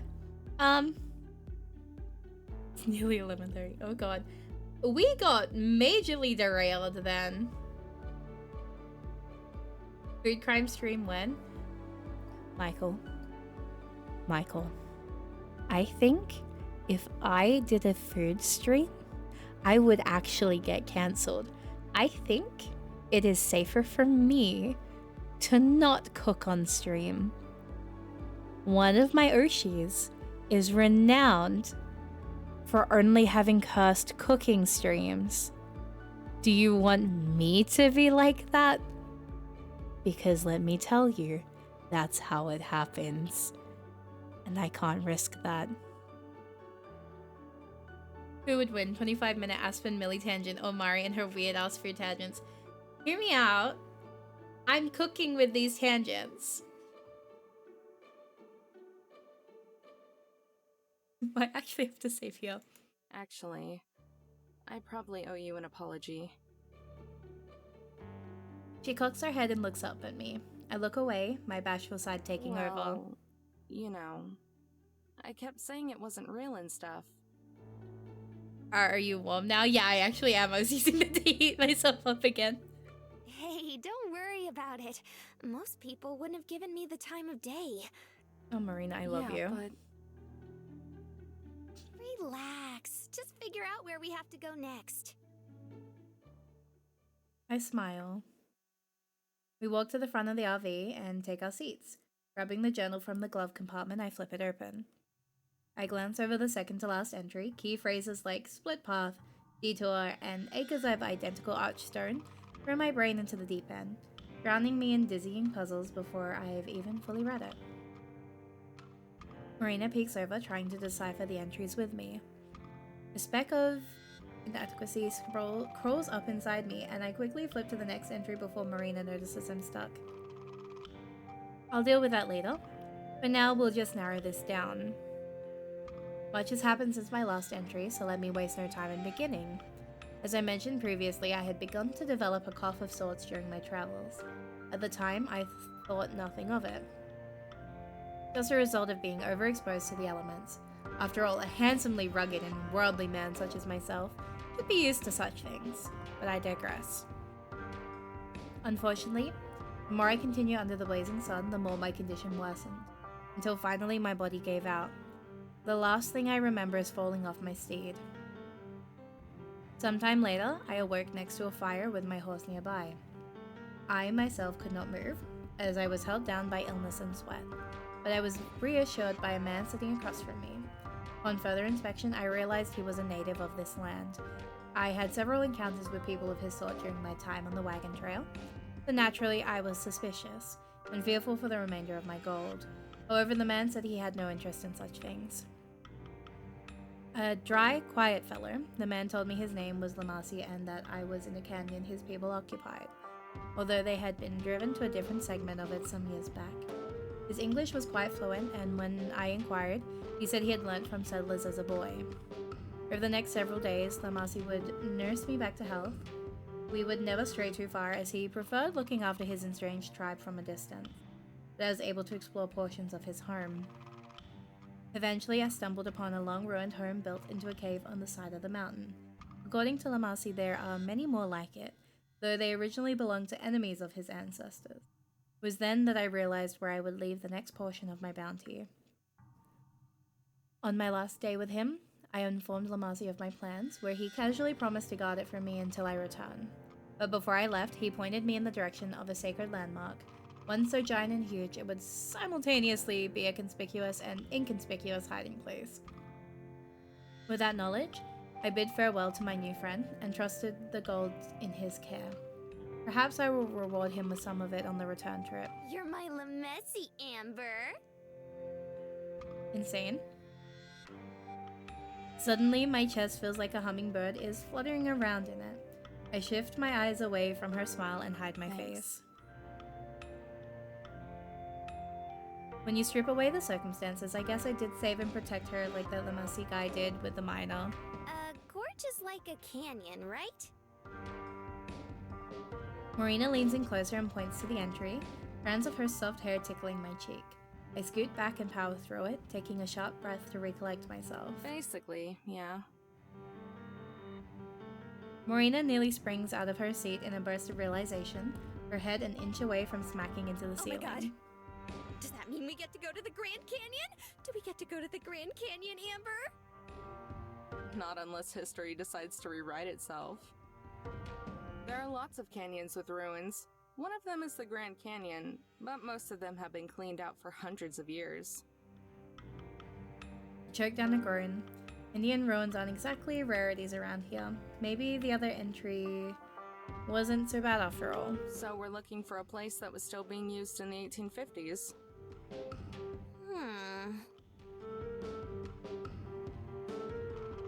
Marina hunkers down and thinks with me, wrinkles forming on her forehead as she tries to strain out an answer. I'm pretty sure she doesn't even know where to start, but hey, at least she's trying. Well, there is one place. Marina hardly gets her breath out before I crush her dreams once again. Oh, thank you for the stretch and the hydrate. Let me stretch. And my blanket fell off. Wait, no! Oh, it's cold. Oh, it's cold. Oh, it's cold. Nope, nope, nope. Okay. And the drink. Okay. Thank you for the hydrate.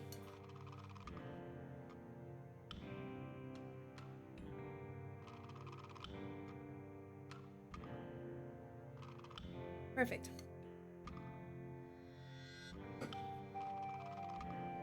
Not the Grand Canyon. She slinks back into her chair and quietly pouts. It's still in Arizona, but it's a different place. Canyon de Chelly. The Navajo weren't chased out until 1863, so the timing isn't too screwy. Place is loaded with ruins, too. Oh, are they Puebloan ruins? My flow of information stops. She knows what I'm talking about. She can actually pronounce it. Yeah, I'm surprised you know that. Yep, I've been reading some of those travel guides lying around. Super interesting. Those things must be about as old as I am by now. I didn't have the heart to throw them away when I was cleaning everything out. Hey, that's how I did it. It's the best way to learn. Anyway, Canyon de Chelly is pretty damn close to here. She gasps. So it might have lined up with the route he took. Well, I can't be 100% positive, but... I close my eyes and snap the book shut, the air between the pages puffing out at us. Then with one eye open, shoot Marina a grin. I'm pretty sure.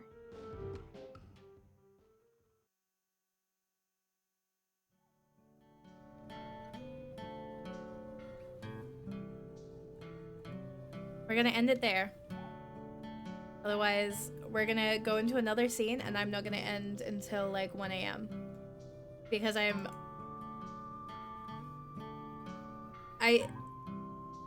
look how cool that UI is. It's pretty cool. You mean aw?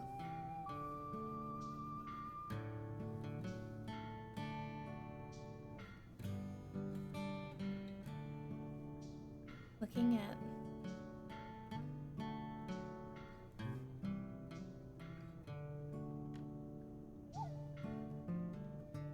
I heard the designer and programmer met while. Wait, really? Wait, we're getting a low drop. That's insane. Oh.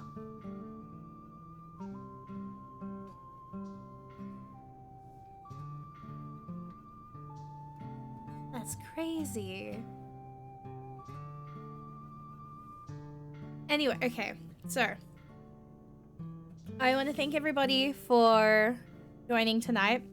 I'm sorry that I feel like we didn't get through a lot today, and I'm very apologetic for that. Our first real project together. Nice! Wait, that's sick. And then you guys created the baby. That's amazing.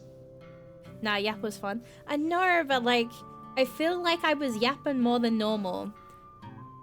Girl was cooking too hard on the yaps today. We only tangented for like an hour. Oh god. No, we did not. It was only like 5 minutes, I swear.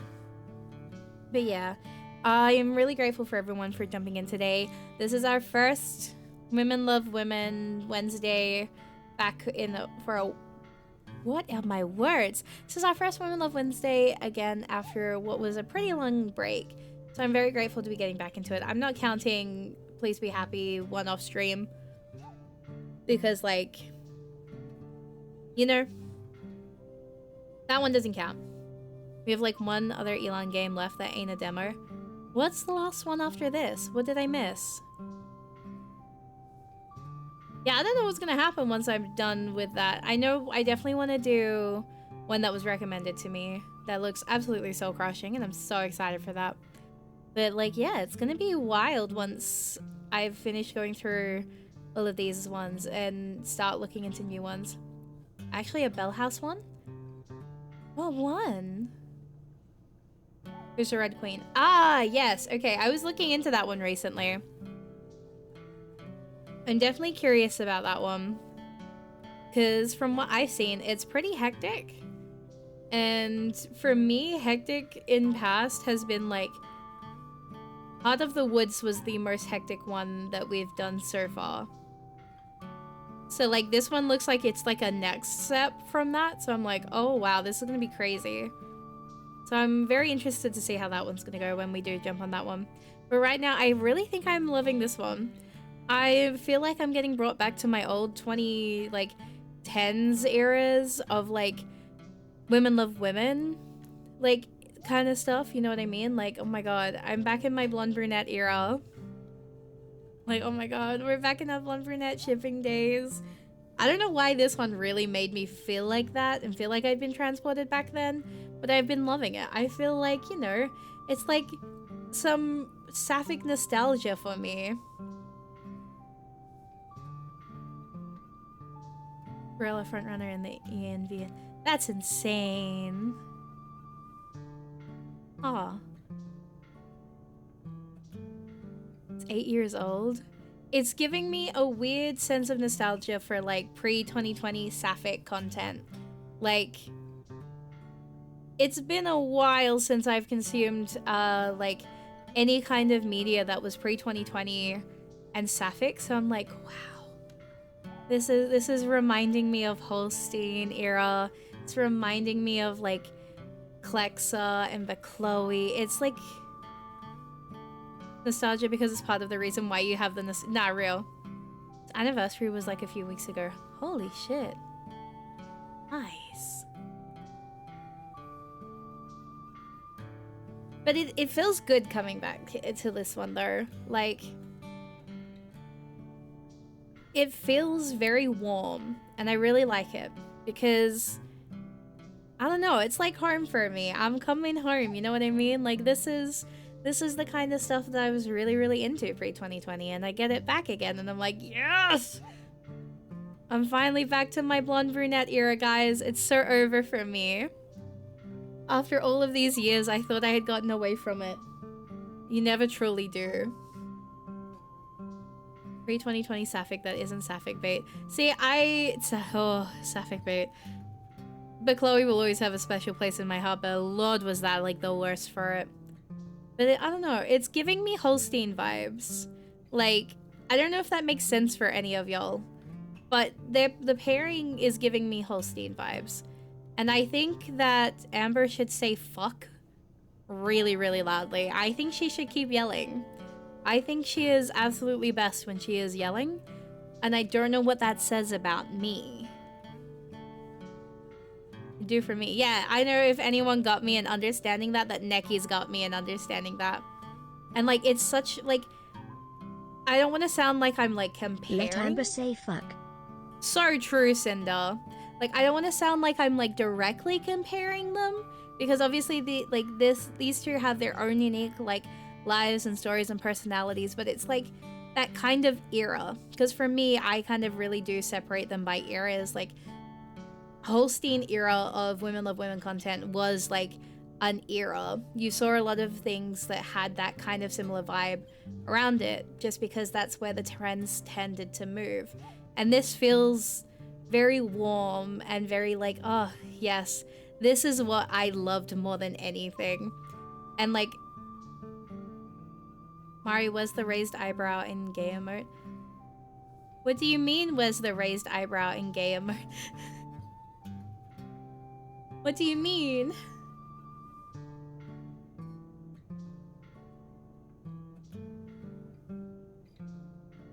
As in like, it's the confused one. That's me. Oh, I dropped something.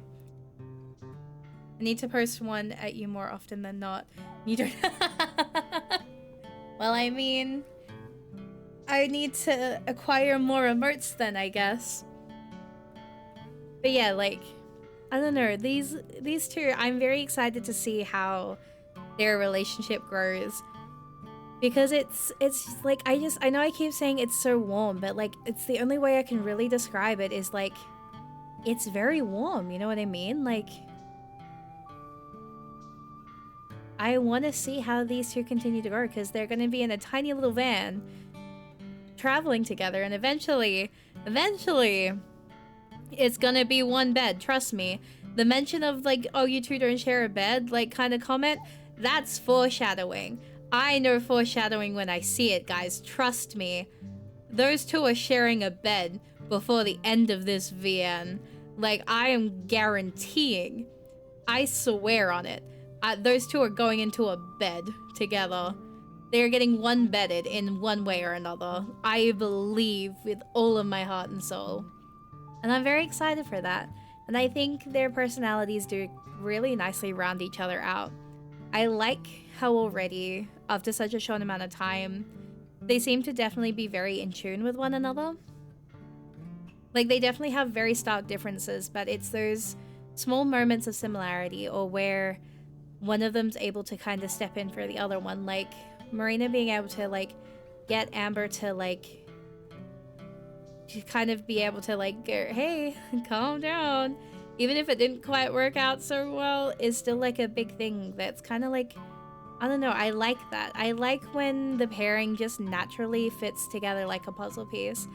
And these two kind of did that from the start. It's that falling in love at first glance and not realizing it kind of vibe. I did say it. Good for them indeed. But yeah, I'm really loving them. I am still shocked at the cast of VAs. Actually, I want to look up the rest of them, but I'm trying to like hold back from looking at the rest since I've got into this as blind as possible. But I did see... I want to look so bad. I'm trying hard not to. I'm trying so hard not to. And yeah, no, I definitely was not expecting Mariah's VA, like... when I thought, oh, this voice sounds familiar somehow, my brain did not connect that to fucking Haley. Marina, I got in seconds though. We all heard that. The second she spoke, I was like, are you fucking kidding me? Tess speaking, I was like, come on. I made the joke and everything. So like, it's incredible having the gang all here, like, because like the VAs do incredible work, and like, oh my god, they do amazing. But again, Mariah is like, the Mariah voice is insane. Like, what do you mean? What do you mean? But yeah, in terms of things, I'm trying to think if there's any announcements that I need to make. Tomorrow is Stardew Valley. Yes, tomorrow's Stardew Valley with Mori, Neki, and I. We will be farming and fishing, and it's been a while since we played Stardew together, so it's gonna be very interesting. And then Saturday day, Friday night. Wait, it is? Yes, Neki. Yes, Neki, right? We said Thursday, didn't we? I have in my schedule, right? In 20 hours, yeah. Thursday, 8 p.m. And then Friday is off, because we said we can do Friday. And then Saturday, or Thursday, yes, today is Wednesday, honey. For a couple more hours, minutes. Today is still Wednesday. But yeah, then Friday night, Saturday day will be more Minecraft, and I've been slowly working on some stuff in Minecraft, so it's gonna be interesting, and it will be a community day, so you guys will be all able to join the server with me as well, and we'll be able to do a bit more exploring, bit of building, probably some farming as well. I would probably do a farm build or two on stream with y'all. What time is that? So, for that, we will be starting at 10 a.m. AWST or 8 plus 8 GMT, which is 10 p.m. Friday night. If I remember correctly. But it is timestamped in the server, so you should be able to get an updated time for the schedule for Minecraft in your time zone specifically to make it a little bit easier, just because time zones are annoying to work around with, and I want to make it as easy as possible for y'all to plan. But we'll have a lot of things going at that time, and I'm gonna try my hardest. No promises. I used to kind of not stream at all on the weekends, but I'm gonna slowly see if I can change that. I'd like to start bringing in a couple of weekend streams a month, just to make it up to the Americans who kind of have a lot of early mornings for streams. I'm also going to possibly start bringing in longer streams during those weekend times. That's not a promise though, but I will try my best, because sometimes we need to be a little bit silly, haha, you know? Yeah, America! Yippee! But yeah, I think that's all I have in terms for announcements. Remember to use code Shillrelia. Mods, hit them with the shill. Yippee! Yippee! Close enough, close enough. Try again, I believe in you. Yippee! But yeah, please remember, if you do want to support in any way, I am part of the ambassador program as a bellflower. So if you do really want to show support in any way possible, you can best show your support by supporting Studio Elan, by basically supporting them, purchasing from their store. Use my code to get 10% off orders. It's honestly the best way you can support me right now is by supporting them, is the best way I can explain it. Really give them your love, give them your support. It would mean the world to me. Make sure that you do stream covers. That also helps a lot in terms of supporting me. I know a lot of people talk about how they want to do a lot to support small streamers, but can't afford to spend money and everything. So don't feel like you have to spend on like the Elan store to support, because like as I said, it is the best way, but there are also other incredible ways, such as streaming the covers.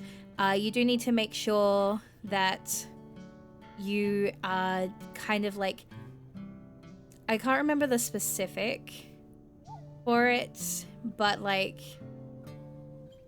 it's like if you stream it for like 10 minutes and then leave and then come back, it kind of helps not get caught as a bot.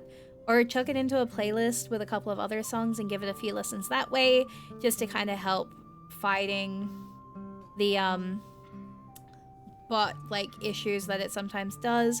So that's a huge way to show support. Retweeting, commenting, comment on the covers if you haven't. That does great for algorithm reasons, and that's very, very helpful for me. If you hit share on those videos and then put it anywhere, it also helps with the algorithm. Make sure you're following on all socials. Make sure you've joined the Discord server. This is probably the best I've ever shilled in my life. And yeah, all of that I appreciate so much, especially retweeting tweets for the music. Tell your friends to listen, tell your friends to join streams, to join the server. Basically, the best way to support me is word of mouth. And hey, we finally beat we finally beat out 500 followers, and I'm so excited about that. Like, it's been a very hard challenge over the last couple of months to get over that number, but we did it, and I'm so excited because that just means we have new goals to set now, and hopefully 600 will be here soon. Hopefully. I believe in us. I believe in the power of us. And yeah. Look at those shills. Let's go! Read her lore. Yes, you should read my lore. the writing cooks. I'm just saying.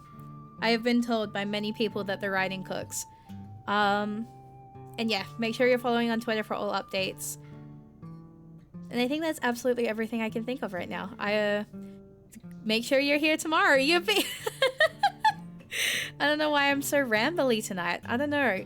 I'm so sorry I'm in a yappy mood tonight. I don't know what's gotten into me. I've been very yappy today. Stream Mari's covers. Exactly. Stream Mari's covers. You never know. If you keep streaming them, more of them may just manifest themselves, you know? Wink. One of your goals is almost completed. 600 followers is so close. Exactly. Like, as I said, I'm hoping that we can get that number before the end of the year. Like, that is the goal. That is the dream. That is the plan. And I'm hoping that with a lot of hard work, we can achieve that. Because, yippee! We're funny like that. But yeah, best way to do it is to just bully your friends to hit the follow button. I'm just saying. You just go, hey, follow the streamer now. And then, what are they gonna do? Say no? That's crazy. Why wouldn't they want to follow a red panda like me? I'm just a little guy. I'm just a little skunky. And yeah, hopefully we will have a lot more things coming out in the later half of this year because we're almost finished with the half-year mark. And normally, I think a lot of my content really goes hard and fast in the second half of the year. Because anniversary's done, Donathon's done, and now it's just birthday in August, and then just going insane until the new year. Alright, I'm just warming up, okay. Let's see what we have going on tonight. Let's see. Alrighty, so it looks like we'll be ending here for tonight. So, as we say at the end of every stream, stay safe, make good choices. Thank you so much for watching, everyone. Okay, good night.